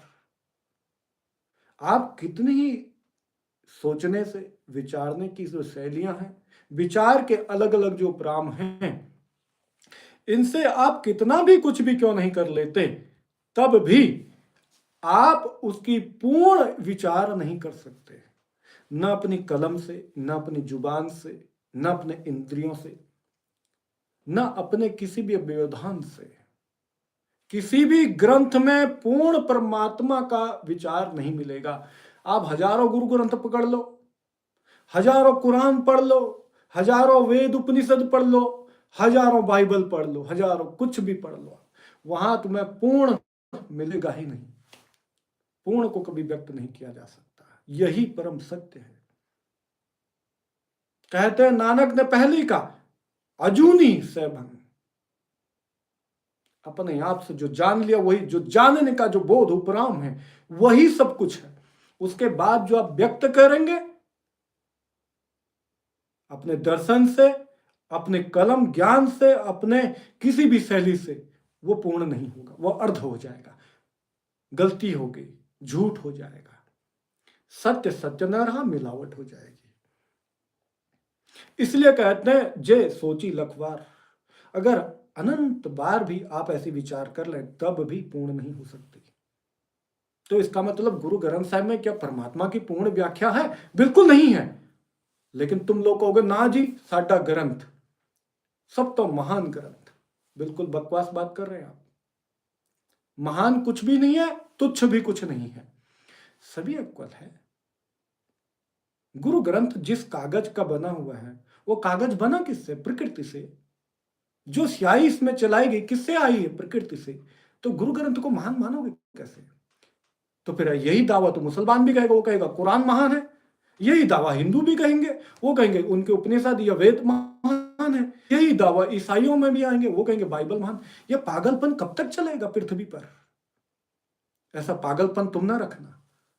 नानक बिल्कुल ऐसे पागलों को बिल्कुल साफ साफ भाषा में बोलते हैं। नानक कहते हैं कि सोचे सोच ना हो वही, उसकी व्याख्या नहीं हो सकती किसी भी विचार शैली से, किसी भी वाक शैली से, किसी भी ज्ञान शैली से, किसी भी श्रवण शैली से। जे सोची लखबार। अगर आप अनंत बार भी उसके विचार करने की प्रयास करें तो चुप चुप ना हो वही, जिलाए रहा लिवतार। बड़ी प्यारी बात कही, बड़ा अद्भुत व्याख्यान रहा। चुप चुप ना हो वही, जिलाए रहा लिवतार। अब यहां पर हमने आज तक क्या पढ़ा? वो कहता है कि चुप रहने से, मौन धारण करने से न हो वे जे लाए रहा लिवतार। अगर आप एक रस मौन धारण कर लेते हैं तब भी आप परमात्मा में बोध को उपलब्ध नहीं होते हैं, ऐसा हमारे टीकाकारों ने कहा। तो फिर इनको यह भी बताना था, आप मौन की कौन सी शैली की बात कर रहे हैं, किस मौन की बात कर रहे हैं? मौन तो अनेकों प्रकार का होता है। मन भी मनी है, मन के अपने मौन है, मन 11 है। हमारे जो कथावाचक हैं उनको यही नहीं पता कि गुरु ग्रंथ साहिब में कितने प्रकार के मनों का जिक्र आता है। गुरु ग्रंथ साहिब में 5 प्रकार के मनों का व्याख्यान है। मन के जो 5 अलग अलग तल हैं, 5 अलग अलग प्रकार के जो मन हैं, उनका विचार गुरु ग्रंथ साहिब में है। लेकिन हमारे टीकाकारों को पता ही नहीं है, हमारे कथावाचकों को पता ही नहीं है। अगर इनको पता होता तो इन्होंने जरूर किसी न किसी गुरु ग्रंथ साहिब के कोई न कोई टीके में उन 5 प्रकार के मनों का व्याख्यान लिखा होता। कोई ना कोई कथावाचक उन 5 प्रकार के मनों का जिक्र करता, लेकिन नहीं किया। चुप है चुप ना हो जे लाए रहा लिवतार। किस मौन की बात कर रहे हैं फिर यहां पर? ये मौन वो है, ये उस मौन की बात हो रही है जो आपकी मनस विज्ञान के पहले 2 तलों पर घटित होता है। ये उस मौन की बात कर रहे हैं नानक ने उस गहरे अनंत मौन की बात नहीं की, क्योंकि मौन तो सारा अस्तित्व है, पूरा अस्तित्व मौन है अपने आप में। नानक ने मौन का विरोध नहीं किया। जैसे हमारे कथावाचक कहते हैं चुप रहने से, मौन रहने से, बैठे रहने से, समाधि लगाने से कुछ उपलब्ध नहीं है। मैं कहता हूं अरे पागल हो, तुमको पता ही कहां? कौन से चुप्पी की बात कर रहे हैं आप? अस्तित्व कहां नाचता है? अस्तित्व स्वयं में चुप है। तो संपूर्ण अस्तित्व साइलेंट है, बिल्कुल साइलेंस। लेकिन तुम कहते हो कि मौन चुप होने से कुछ नहीं मिलेगा। तो नानक कौन से मौन की बात करे? इसकी बात कोई नहीं करना चाहता, क्योंकि पता ही नहीं है बेचारों को, बोलेंगे कैसे? बाबा नानक यहां पर कह रहे हैं मौन रहने की जो आंतरिक से जो बाहरी तल की जो स्थिति है, मौन की जो आंतरिक तल के बजाय जो बाहरी तल की जो स्थिति है, उसे उस स्थान पर चुप रहने से आप अनेकों समय के लिए, आप अनेकों काल घटनाओं को अगर आप पार कर जाएं, तब भी आप सत्य को उपलब्ध नहीं हो सकते। ये कौन से तल हैं, अब उसे मैं आपको बताता हूं। नानक किन 2 तलों की बात कर रहे हैं जहां चुप रहकर भी, मौन हो जाने पर भी आप कभी भी शांत को उपलब्ध नहीं हो सकते हैं, परमात्म्य को बोध नहीं कर पाते। वो कौन से 2 तल हैं? वो है आपका जागृत और स्वप्न की 2 अलग अलग मन अवस्थाएं, यानी कि मन की कॉन्शियस और अनकॉन्शियस माइंड की बात हो रही है, चेतन और अवचेतन मन की बात हो रही है। जो लाए रहा लिवतार, अब यहां पर मन की तीसरी स्थिति की बात हो गई है। मन की तीसरी स्थिति कौन है? अब तक तो चेतन की बात हो रही थी, अवचेतन मन की बात हो रही थी, अभी तीसरी मन की कौन सी स्थिति आ गई? उसको कहते हैं अर्ध चेतन। जो लाए रहा लिवतार, अगर इसी प्रकार से आप चेतन और अवचेतन में बैठे होने के बावजूद भी अगर आप इनके बीच के सामंजस्य में भी खड़े हो जाते हैं, लिवतार एक रस, अगर आप बैठे रहेंगे तो आप बीच में खड़े हो जाएंगे ना। आप उसके बाद कॉन्शियस माइंड में रहेंगे ना अनकॉन्शियस माइंड में रहेंगे। आप कहां चले जाएंगे? सबकॉन्शियस माइंड में जाएंगे। कॉन्शियस और अनकॉन्शियस से दूर होकर आप सबकॉन्शियस में खड़े हो जाएं, तब भी आप अस्तित्व के असीम गहन मौन को उपलब्ध नहीं हो सकते। नानक ने यहां पर 3 प्रकार के मनों को व्याख्यान किया है एक छोटी सी लाइन में। सोचे सोच ना होवे जे लाए, जे सोची लखवार, चुपे चुप ना होवे जे लाए रहा लिवतार। सोचने की क्षमता किसके पास है? हमारे चेतन मन के पास है। विचार शैली कहां से हमारे चेतन मन को मिलता है? अवचेतन मन का जो कलेक्शन है, वहां से हमारे चेतन मन को मिलता है। अवचेतन मन का जितना भी जो हमारा कलेक्शन, हमारी लाइब्रेरी है, उस लाइब्रेरी से हमारे चेतन मन की पास सीधा किताब आ गई, उसने बाहर व्याख्यान कर दिया। उसे आप विचार शैली कहते हैं, उसे आप नॉलेज कहते हैं, उसी को आप ज्ञान समझ बैठे। वो ज्ञान नहीं है, वो नॉलेज है, जानकारी है किसी चीज के संबंध में। चुप ना हो वही जे लाए रहा लिफ्तार। अब अगर आप मौन रहते हैं लगातार, कहां पर? अगर आप चेतन मन से, जो आपका जागृत आपके पास अभी मौजूद है, अवचेतन मन में, अवचेतन के तल पर या चेतन के तल पर अगर आप लगातार अगर आप बैठे हुए हैं, शांत हैं, तब भी आप उसको नहीं जान सकते। क्यों? क्योंकि उन दोनों पर बैठे आप निरंतर नहीं रह सकते। जैसे आप चेतन में बैठेंगे तत्क्षण आप अवचेतन में भागने लगेंगे, अवचेतन में बैठने लगेंगे तो फिर चेतन में भागने लग जाओगे। तो क्या होगा? आप अर्धचेतन में स्थगित हो जाते हैं। अर्धचेतन में जैसे ही आप आए, वहां से बवाल और मच जाएगा, क्योंकि अर्धचेतन तुम्हें बेहोशी की तरफ ले जाएगा। कभी तुमने देखा होगा, हमारे पास बड़े बड़े ऐसे कीर्तनी जत्थे हैं, वो वाहेगुरु वाहेगुरु वाहेगुरु बोलते जाते हैं। पहला अक्षर तो वाहेगुरु मिलेगा, आखिरी अक्षर उनका वाहेगुरु मिलेगा, लेकिन जो बीच की जो बात है, जो बीच की जो बात है, उसमें कोई वाहेगुरु नहीं निकलता। वहां पता नहीं भुर्र भुर्र आवाज आती है। वो क्या पागलपन है? ऐसे ही आवाज आती है जैसे कोई, तुमने देखा होगा कोई तितलियों की झंझनाहट हो, कोई भौंरा होता भौंरा, उस भौंरे की तरह उनकी आवाज आती है। हैरानी की बात, अब वो भौंरे की तरह आवाज करने लगे। कोई वाहिगुरु नहीं है वहां, क्योंकि अब वो नशे में चलते हैं। और मैं कहता हूं ये उतना ही बड़ा नशा है जितना एक शराबी शराब पीकर बकवास करता हो, उसके माइंड का अगर अभी कलेक्शन किया जाए, उसका टेस्ट किया जाए केमिकल, उसके माइंड में उतना ही अल्कोहल का नशा मिलेगा जितने वाहिगुरु वाहिगुरु बोलने वाले, राम रहीम अल्लाह करीम बोलने वाले व्यक्ति के मस्तिष्क शरीर से मिलेगा। इसके जबान में वही नशा है, इसकी जीभ लड़खड़ा गई, पहली जबान पहला अक्षर निकलेगा वाहिगुरु, और अंतिम जो अक्षर निकलेगा वो निकलेगा वाहिगुरु, और बीच में पता नहीं क्या एक भौरे एक कौवे की तरह पता नहीं क्या क्या बोल रहे हो। उनको होश ही नहीं है, क्योंकि नशे में है। अर्ध चेतन जो हमारा मन है वो हमें नशे की तरफ ले जाता है, नींद की तरफ ले जाता है। तुमने देखा होगा एक मां अपने दूध पीते बच्चे को सुलाती है, बगल में उसका बाप बैठा हो तो अपने बच्चे को कहती है सो जा लल्ला सो जा लल्ला सो जा लल्ला। अब वो लल्ला तो सोए या ना सोए 10-15 मिनट बाद, लेकिन लल्ले का बाप जरूर सो जाता है, साथ में लल्ले की मां भी सो जाती है। ये हुआ कैसे? क्योंकि एक ही लफ्ज को बार बार रिपीट करने से एक ऊब पैदा हुई, नशा पैदा हुआ, शरीर ने केमिकल रिलीज कर दिया। अब इसको उतना ही नशा है जितना एक भांग पीने वाले को नशा हुआ, एक शराब पीने वाले को नशा हुआ, उतना ही नशा हो गया। तो ऐसे लोगों पर कभी तुम आसक्त मत हो जाना। ये लोग तुम्हें चोर मिलेंगे, ये गुरबाणी इनको साफ साफ चोर, व्यापारी, पाखंडी, यही लफ्जों से इनको जानती है। गुरबाणी इनके लिए कोई भी समझौता नहीं करती। क्यों करेगी? गुरबाणी का इन पाखंडियों से, आपसे, मेरे से, किसी और से क्या लेना देना? गुरबाणी तो अस्तित्व, होल, टोटालिटी का जो रूल है उसको बताती है। कहते कि चुप ना होवई जे लाए रहा लिवतार।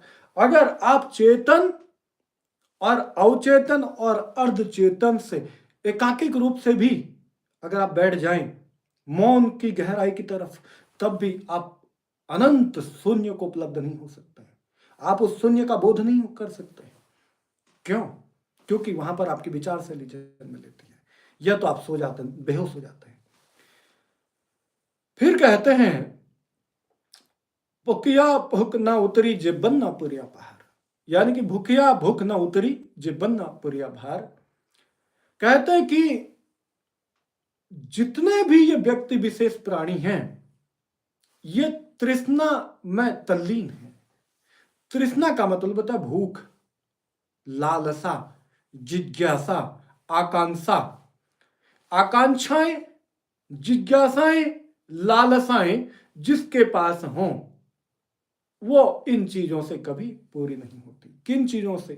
अगर उस व्यक्ति को आप कितना भी उस जिस चीज की उसको आकांक्षा हो, जिस चीज के उसको लालसा या जिज्ञासा हो, वो उसको दे दी जाए, उसकी लालसा और जिज्ञासा उससे ज्यादा बढ़ जाती है। जैसा कि एक व्यक्ति को अगर लालसा है कि उसके पास एक सोने का महल हो, एक सोने का महल होने के बाद, अगर सोने का महल हो और उस सोने का महल होने के बाद उसको पूछा जाए कि कुछ और तो अब नहीं चाहिए, क्योंकि तेरी लालसा तो यही थी, तेरी इच्छाएं तो यही थी, तेरी आकांक्षाएं यही थी, अब तो कुछ नहीं चाहिए, तो तत्क्षण क्या कहेगा? वो ये कहेगा कि अभी तो कुछ है ही नहीं, ये तो कम हो गया, अब मुझे और चाहिए। वो कुछ और मांगने लग जाएगा। अगर इस पृथ्वी का सारा सोना उस व्यक्ति को दे दिया जाए, अब वो सोने के बदले में वो पृथ्वी का सम्राट बनने की मांग रखेगा। भूखिया भूख न उतरी जे बनना पुरिया भार। मानो अगर तुम्हें परमात्मा मिल जाए, तुमने अक्सर देखा होगा, कि अक्सर मंदिरों, मस्जिदों, चर्चों, गुरुद्वारा या धार्मिक स्थानों पर आप लोग मांगने लग जाते हैं, अपने हाथ फैलाने लग जाते हैं। भीख मांगने के अलावा और कोई काम तो होता नहीं। भिखारियों का काम ही यही है। सोच लो तुम्हारे सामने परमात्मा आ जाए, तुम्हारे सामने अभी परमात्मा आ जाए और तुम्हें पूछ ले कि कहो तुम्हें क्या चाहिए। तुम क्या कहोगे? मेरे बेटे को अमेरिका भेज दो, कनाडा भेज दो, मेरे बेटी की शादी करवा दो, मेरे को एक अच्छा सा आदमी जिससे मेरी शादी हो, खूबसूरत पत्नी मुझे मिले। बड़े बड़े भवनों की कल्पना करोगे। परमात्मा कहे चलो ठीक है, हो गया। परमात्मा कह दे तुम्हें कि मैं तुझे कल भी मिलूंगा, तू तो मेरा बड़ा खासा मित्र है, तूने कोई बहुत बड़ी मांग तो रखी नहीं, मैं तुझे कल मिल जाता हूं। तुम कहोगे धन्यवाद परमात्मा, तुम खुशी खुशी अपने घर आ जाओगे, गुरुद्वारों से भाग भाग कर, क्योंकि तुम्हारा तो काम ही यही है। अब जब वापस आओगे तो अंजाम क्या निकलेगा? आपने घर पर देखा खूबसूरत स्त्री, विश्व सुंदरी तुम्हारी पत्नी बन गई, दुनिया का सबसे बेहतरीन खूबसूरत हैंडसम आदमी तुम्हारा पति बन गया, प्रेमी बन गया। पृथ्वी की सारी सोना चांदी आभूषण हीरा मोती सब कुछ तुम्हारे घर में आ गया। पूरी पृथ्वी में सबसे धनी व्यक्ति तुम बन गए। अब तुम्हारी आकांक्षा, अभी तो तुम भिखारी था 2 मिनट पहले, 4 घंटे पहले, अब तुम दुनिया के सबसे बड़े अमीर आदमी बन गए। सबसे खूबसूरत पत्नी वाला पति तुम बन गए, सबसे खूबसूरत पति वाला पत्नी भी तुम बन गए। अब तत्क्षण क्या होगा? तुम भागे भागे दूसरे दिन फिर जाओगे उसी गुरुद्वारे में, उसी धार्मिक स्थान में। अब वहां फिर परमात्मा को कहोगे, तुम क्या कहोगे? कहोगे परमात्मा मेरी इच्छा पूरी कर। अब तुम्हारी आकांक्षा क्या बनेगी? मुझे पृथ्वी का सम्राट बने दे। क्यों? क्योंकि अब भारत का प्रधानमंत्री तुमको बर्दाश्त नहीं होगा, अमेरिका का या रूस या चीन का राष्ट्रपति तुमसे बर्दाश्त नहीं होगा, तुमसे यह कोई महाशक्तियां बर्दाश्त होंगी नहीं। तुम्हारा अब एक ही ख्याल होगा, वो ख्याल ये होगा कि मुझसे बड़ा शक्तिशाली कोई नहीं होना चाहिए, मैं जो कहूंगा वही होगा। अब तुम्हारा ये विचार आएगा। परमात्मा को तुम कह दो कि परमात्मा ऐसी कृपा कर, परमात्मा तुमको आशीर्वाद दे दे, तुम्हारी ये इच्छा भी पूरी कर दे। तत्क्षण क्या होगा? तत्क्षण ये निकलेगा अंजाम, अब अमेरिका, चीन और रूस का जो राष्ट्रपति वो तुमसे छोटा हो गया, भारत का प्रधानमंत्री राष्ट्रपति वो भी तुमसे छोटा। अब तुम पृथ्वी के सम्राट, सबसे धनी, सबसे ताकतवर आदमी बन गए। अब आपको फिर शांति ना मिलेगी, क्योंकि आप तो पृथ्वी के सम्राट बन चुके हैं, अब भी आपको शांति नहीं मिलेगी। तत्क्षण क्या करेंगे? दूसरे दिन फिर भागे भागे जाएंगे, कहेंगे कि परमात्मा मेरा स्वामित्व तो चांद पर भी होना चाहिए, सूर्य पर भी होना, 9 ग्रहों पर मेरा स्वामित्व होना चाहिए। पृथ्वी पर तो हो गया, अभी 9 ग्रहों को क्यों छोड़ूं? सूर्य और चांद को क्यों छोड़ूं? ये मेरे हिसाब से जब मैं बोलूं तब ये सूर्य उगेगा, और जब मैं बोलूं तब ये चांद डूबेगा, और जब मैं इशारा ना दूं तो ये दोनों अटके रहें। परमात्मा तुमको आशीर्वाद दे दे। और जब तक तुम्हारी कोई मर्जी है कि ये 9 के 9 ग्रह, या जिनको आज विज्ञान 8 ग्रह, 9वें को इन्होंने अंधा ग्रह कह दिया, विज्ञान की भाषा ही अंधी है, क्योंकि तुम भी अंधे हो। विज्ञान की भाषा अंधी इसलिए है क्योंकि विज्ञान को संदर्भित करने वाला व्यक्ति अंधा है। वो जो देखता है उसको सत्य मान बैठता है, अपनी चेष्टा से किसी को कोई भी व्याख्यान दे देता है। अब तुमने जितने भी जो ग्रह नक्षत्र इनको अपने हिसाब से चला दिया, अब फिर तुम बेचैन हो जाओगे थोड़ी देर बाद, क्योंकि अब पहले तो तुम भिखारी थे, फिर पृथ्वी पर तुम्हारा साम्राज्य हुआ, भारत पर हुआ, पृथ्वी पर हुआ, फिर सूर्य चांद तुम्हारे हिसाब से चलने लगे। उसके तत्क्षण बाद क्या होता है? उसके तत्क्षण बाद एक और काम होता है, एक घटना और घट जाती है। तुम कहते हो कि भैया अब ये जो सोलर सिस्टम है, अब ये पूरे मेरे हिसाब से चलना चाहिए, क्योंकि जब हम दोनों मित्र हैं, कौन, तुम और परमात्मा अगर मित्र हो, अब तुम अपने मित्र से तो ये काम करवाओगे। परमात्मा तुम पर बड़ा दयालु है। परमात्मा तुमको सोलर सिस्टम का भी पूरा दायित्व देता है, कहता है कि जैसा तू चलाना चाहे वैसे चला। फिर आप घर आए, आपने घर आकर फिर वही बात कि अब तो तुम्हारे हिसाब से पूरा सौरमंडल चलने लग गया। अब दूसरे दिन फिर आप उसी गुरुद्वारे में भाग भाग कर जाएंगे, कहेंगे अरे परमात्मा मेरी मनोकामना पूरी कर। अब गुरुद्वारे में तभी तक जा रहे हैं, अभी आपकी अंतिम जो चेष्टा वो पूरी नहीं हुई है, तब तक जाएंगे, क्योंकि आप बेईमान हैं। बेईमान लोग तब तक जाते हैं जब तक उनकी मांगे पूरी नहीं होती। ये बेईमानों का अक्सर स्वभाव होता है। बेईमान तुम्हें मंदिरों, मस्जिदों, चर्चों में मांगते हुए दिखेंगे, और जो मंदिर, मस्जिद, चर्च, गुरुद्वारे में जाकर मांगने की जगह धन्यवाद दे दे, वो बेईमान ना मिलेगा। फिर उसके बाद दूसरे दिन तुम जाओगे, उसके बाद तुम देखोगे आसमान में परमात्मा के साथ तुम उड़ने लगे, और तुम देखने लगे अरे पूरा ब्रह्मांड जो मेरे हिसाब से चलने लगा। अब कुछ मांगने लायक कोई चीज ना बची, मांगोगे क्या? जब पूरा अस्तित्व तुम्हारे ढंग से चलने लग जाए, पूरा अस्तित्व तुम्हारे हिसाब से उछल कूद करने लगे, अब मांगने के लायक कोई वस्तु बचेगी नहीं। अब आप परमात्मा से कहें, तुम एक ही बात कहोगे, देख अब भाई बात हिसाब किताब की। अब कोई परमात्मा, तुम उसको क्यों बोलोगे? क्योंकि परमात्मा तो तुम्हारे लिए तब तक था जब तक तुम्हारी आकांक्षा, जिज्ञासा या फिर आपकी इच्छाएं जो थी, लालसा, वो पूरी नहीं हुई थी, कुछ बचा नहीं था। अभी बहुत कुछ बचा था, तब तक तुम्हारी लालसा, जिज्ञासा और आकांक्षाएं थी। जब कुछ बचा ही ना, अब समस्त आकांक्षाएं, जिज्ञासाएं, लालसाएं खत्म। और जैसे ही तुम्हारी समस्त लालसा, जिज्ञासा, आकांक्षा खत्म हो जाए, अब आप परमात्मा को परमात्मा नहीं बोलोगे, आप कहेंगे भाई साहब थोड़ा बात इधर सुन, इधर आ, भाग भाग क्या। परमात्मा भी आज बड़ा हैरान होगा तुम्हें देखकर। वो तुम्हें कहेगा, कहो मित्र क्या बात। तुम तत्क्षण कहोगे, अपनी हैसियत देखकर बात करना, अपनी औकात देखकर बात कर।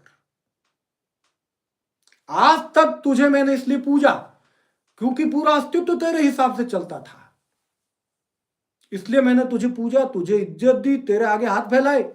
अब तू भिखारी बन चुका है, अस्तित्व मेरे हिसाब से चलता है, अस्तित्व का मैं सम्राट हूं, जैसे मैं चलाऊं वैसे मैं अस्तित्व को चला। तो अब तुम ये कहोगे, परमात्मा सच में भिखारी बना दिया तूने। तुम परमात्मा को भिखारी बनाओगे और तत्क्षण कहोगे, दूर हो जा दुष्ट मेरी नजरों से, क्योंकि यह पूरा अस्तित्व मेरा है। और जब तुम ये कहोगे, परमात्मा ठहाके लगा के हंसेगा। परमात्मा कहेगा कि मैं यही तो जानता था कि तू यही करेगा, इसीलिए तूने जो मांगा मैंने सब कुछ दिया। लेकिन बड़े मजे की बात बताऊं मेरे मित्र, तू बेशक इस सौरमंडल, इस अस्तित्व का सम्राट हो गया, लेकिन तू कभी स्वयं का सम्राट ना हो सका। तू मुझे भिखारी कहता, मैं तो दानी हूं। क्यों हूं? क्योंकि मैं स्वयं को जानता हूं, और जो अस्तित्व को तूने मेरे से मांगा, जिसकी मालिकियत की तू बात कर रहा है, वो मैं ही तो हूं। परमात्मा तुरंत ये बात कहेगा, तुम बड़े हैरान हो जाओगे, तुम भी सोचोगे कि पूरा अस्तित्व का सम्राट हूं, परमात्मा को भिखारी बना दिया, परमात्मा के पल्ले कुछ बचा नहीं, तो अब मुझे क्या चाहिए? अब तो जीवन का मकसद पूरा हो गया। सोचो, जिस दिन तुम्हारा शरीर मरेगा उस दिन ये मालिकियत कहां रहेगी? परमात्मा ने तुम्हें ठीक ही कहा, जब तुम स्वयं को ना जान पाए, पूरा अस्तित्व का मालिकियत या सम्राट रखने का, सम्राट बनने का क्या फायदा है? जब तुम स्वयं को जान ही ना पाए, पूरे अस्तित्व के मालिक बनकर तुम करोगे क्या? सम्राट होकर तुम करोगे क्या? परमात्मा का मतलब है जो स्वयं को जानता हो। परमात्मा का मतलब है जो स्वयं से सर्वत्र को बोधी हो, जो सर्वत्र बोधी हो वही परमात्मा है। उसी बोध को उपलब्ध करने वाला ओंकार होगा, वही नानक का सत नाम होगा, वही नानक का सत करतार अजूनी सैभंग होगा, उसके अलावा कोई दूसरा नहीं। कहते हैं कि भूख न उतरी जे बन न पुरिया भार।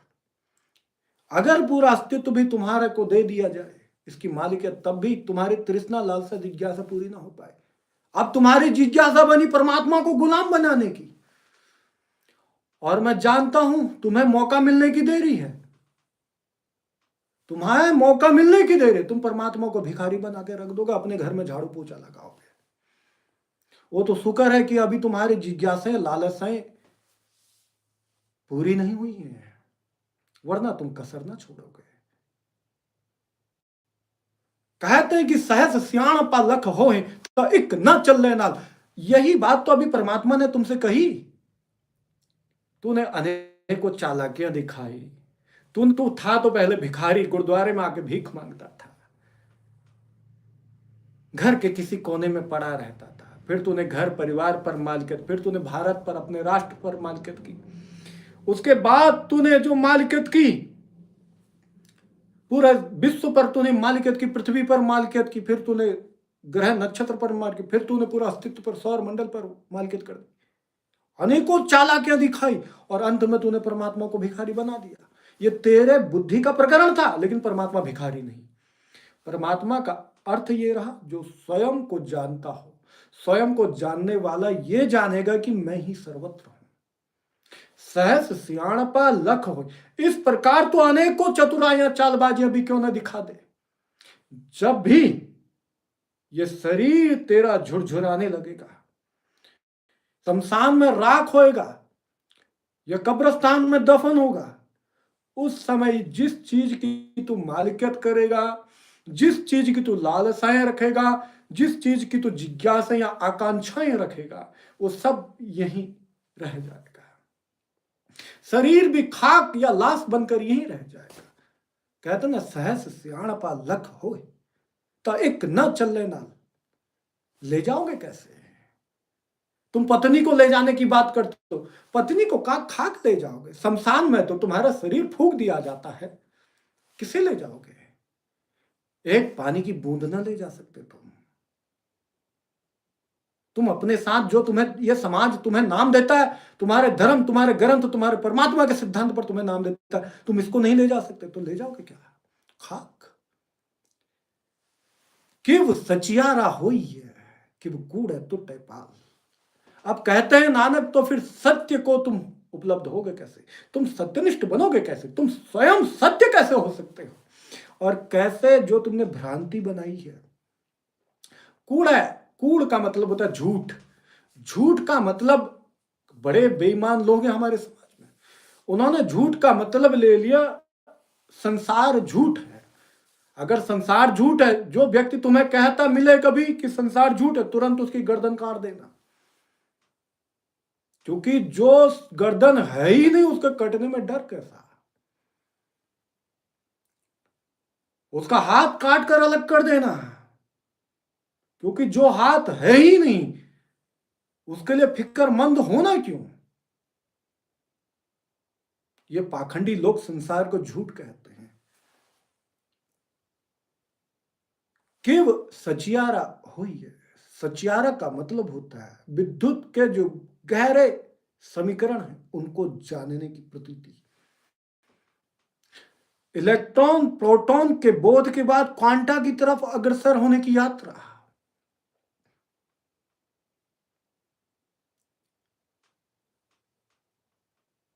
ज्ञान, इच्छा और क्रिया से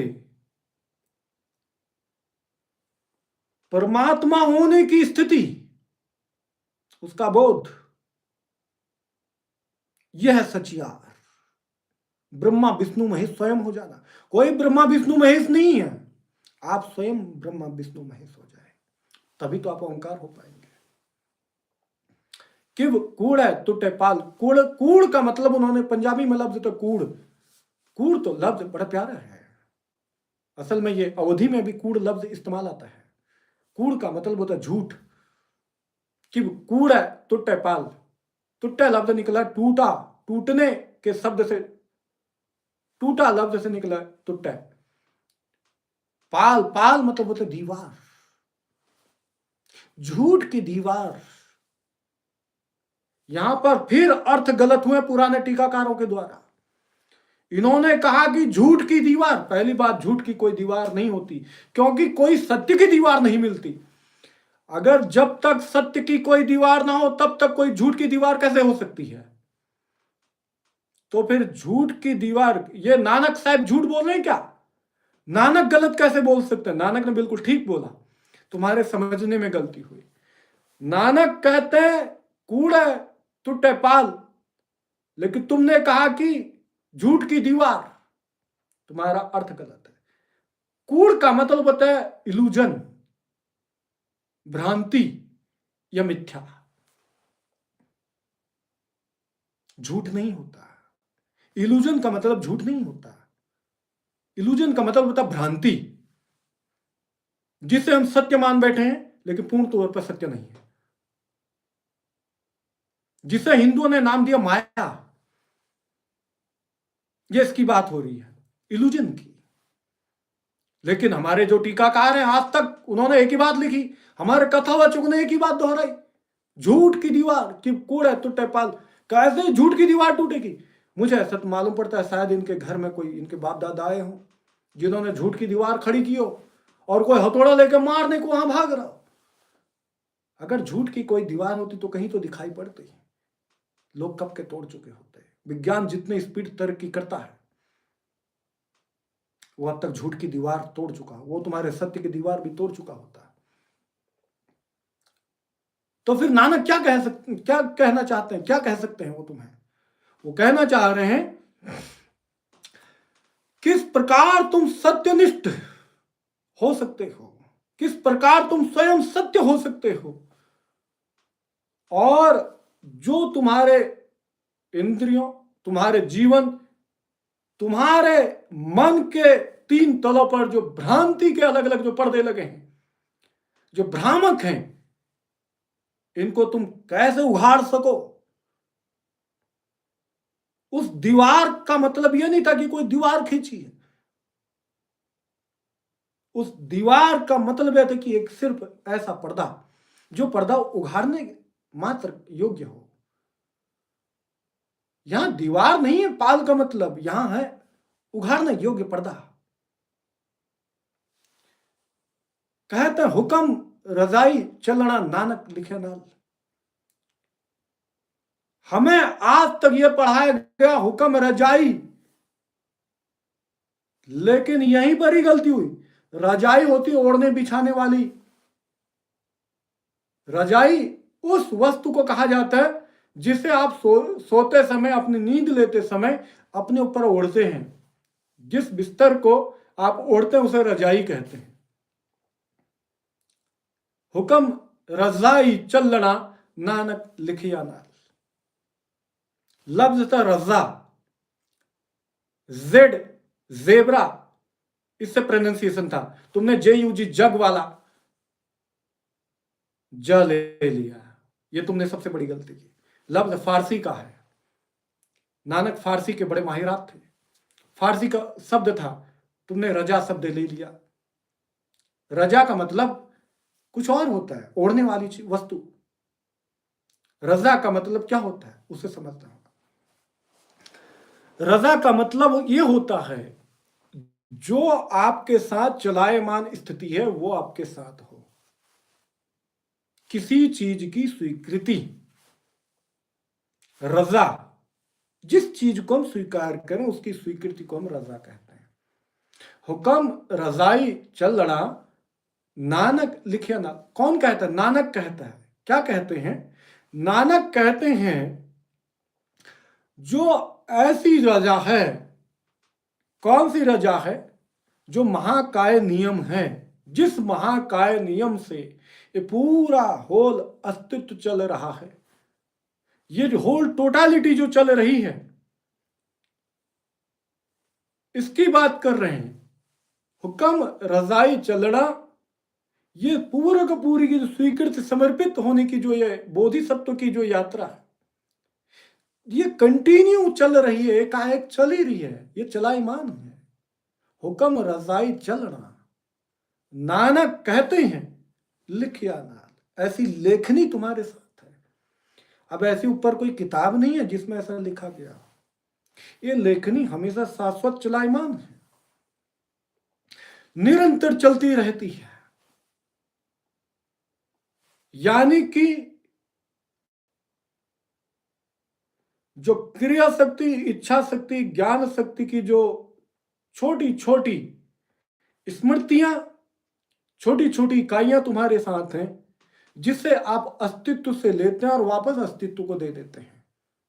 ये वहां की बात हो रही है, उस रजा की बात हो रही है। नानक लिखिया नानक, यही लेखनी, यही कलम तुम्हारे साथ है। और कलम क्या है? तुम्हारा कर्म सिद्धांत। कोई परमात्मा ने कोई कलम पर, तुम्हारे माथा पर कोई कलम से न लिखा हो। तुम्हारे कर्म सिद्धांत ही तुम्हारे कर्म है। तुम्हारी ग्राहकता, तुम्हारी ग्राहकता ही तुम्हारे कर्म निर्धारित करता है, और इससे ज्यादा कुछ नहीं। सबसे बड़ी चीज आज तक हमने ये देखी, हमने गुरु ग्रंथ साहिब को अलग अलग संदर्भों में पढ़ा, अलग अलग व्याख्यानों में देखा, लेकिन हमने गुरबाणी को अपने जीवन में नहीं उतारा। हमने कभी भी गुरबाणी को जानने की कोशिश ना की। मैं तो तुम्हें यही कहूंगा, अगर आप गुरु ग्रंथ साहिब को एक फिलोसॉफिकल वे पर पढ़ना चाहते हैं, जानना चाहते हैं, गुरबाणी को अपना जीवन में उतारना चाहते हैं, तो जितना ज्यादा हो सके वीडियो शेयर करें, चैनल सब्सक्राइब करें, और कमेंट और हाइप के ऑप्शन कंटिन्यू देते रहें, जिससे कि ज्यादा से ज्यादा लोग गुरबाणी के एक्चुअल सिद्धांत को समझ सकें। हम किसी भी विवाद, हम किसी भी लड़ाई झगड़े इन चीजों में नहीं पड़ना चाहते हैं, क्योंकि इनसे सिर्फ समय बर्बाद होता है। हम अपना समय व्यर्थ नहीं करना चाहते, जीवन जो है ये व्यर्थ नहीं करना चाहते। इसलिए हमें गुरबाणी के प्रयासों को लगातार आगे बढ़ाना चाहिए। साथ साथ में दूसरे धर्म ग्रंथों की फिलॉसफी या दूसरे सिद्धांत जो भी व्यक्ति विश्वसों ने दिए वो, या जो साइकोलॉजी या कंपैरेटिव जो कुछ भी चीजें, उनको आगे लेकर चलना चाहिए, जिसमें किसी भी प्रकार का समझौता ना किया जा सके। किसी भी धारणा, सिद्धांत, कर्मकांड, पाखंडवाद इत्यादि के साथ कोई समझौता नहीं, क्योंकि गुरबाणी आपको किसी से कोई समझौता करने का ऑप्शन नहीं देती है। मैं उम्मीद करता हूं, अगर आप जीवन के बोध को उपलब्ध होना चाहते हैं, सत्य को समर्पित हैं, कलाम ए नानक के आधार पर अपने जीवन को जानना चाहते हैं, तो हमें सहयोग करते रहें। समय के साथ साथ आपको पूरा गुरु ग्रंथ साहिब का व्याख्यान बताया जाएगा, इसका अलग अलग फिलोसॉफिकल वे में, जिससे आपको कहीं भी किसी भी बाबा या किसी भी डेरा या किसी भी गुरुद्वारा इत्यादि के नाम पर कोई लूट ना सके। लेकिन एक बात कहूंगा कि गुरबाणी आपको कभी भी किसी भी प्रकार के भेदभाव से दूर रहने को कहती है, क्योंकि ये अस्तित्व जो कुछ भी है, ये हमारा ही अपना शरीर है, यही परमात्मा का शरीर है। आओ मिलकर इसको गले लगाते हैं, और कल से हम इस जो डेली होगा हमारा, प्रतिदिन हमारा लाइव होगा, वो यही समय होगा रात के 8 बजे से, जो भारतीय टाइम होगा। उसके बाद हम अलग अलग समय आधार पर इसको आगे बढ़ाते जाएंगे, क्योंकि आज हमारी पहली क्लास थी, इसको मैं इसलिए 2 घंटे के अंतराल में ही लगभग रोकना चाहूंगा, और कल से हम इसको कोशिश करेंगे ज्यादा से ज्यादा बढ़ाएं, जितना ज्यादा हो सके उतना ज्यादा बढ़ाएं। इसलिए आप भी वीडियो ज्यादा से ज्यादा शेयर करें, चैनल सब्सक्राइब करें, और उन लोगों तक ये वीडियोस पहुंचाएं जो गुरबाणी सिद्धांत, गुरमत को या फिलॉसफी को अपने जीवन में जीना चाहते हैं। उम्मीद करता हूं आप अपने जीवन को जानने के लिए निरंतर आगे बढ़ेंगे, बिना किसी भेदभाव के, बिना किसी पक्षपात के, बिना किसी समझौता के। वाहिगुरु जी का खालसा, वाहिगुरु जी की फतेह। वो आप सबका बहुत बहुत शुक्रिया।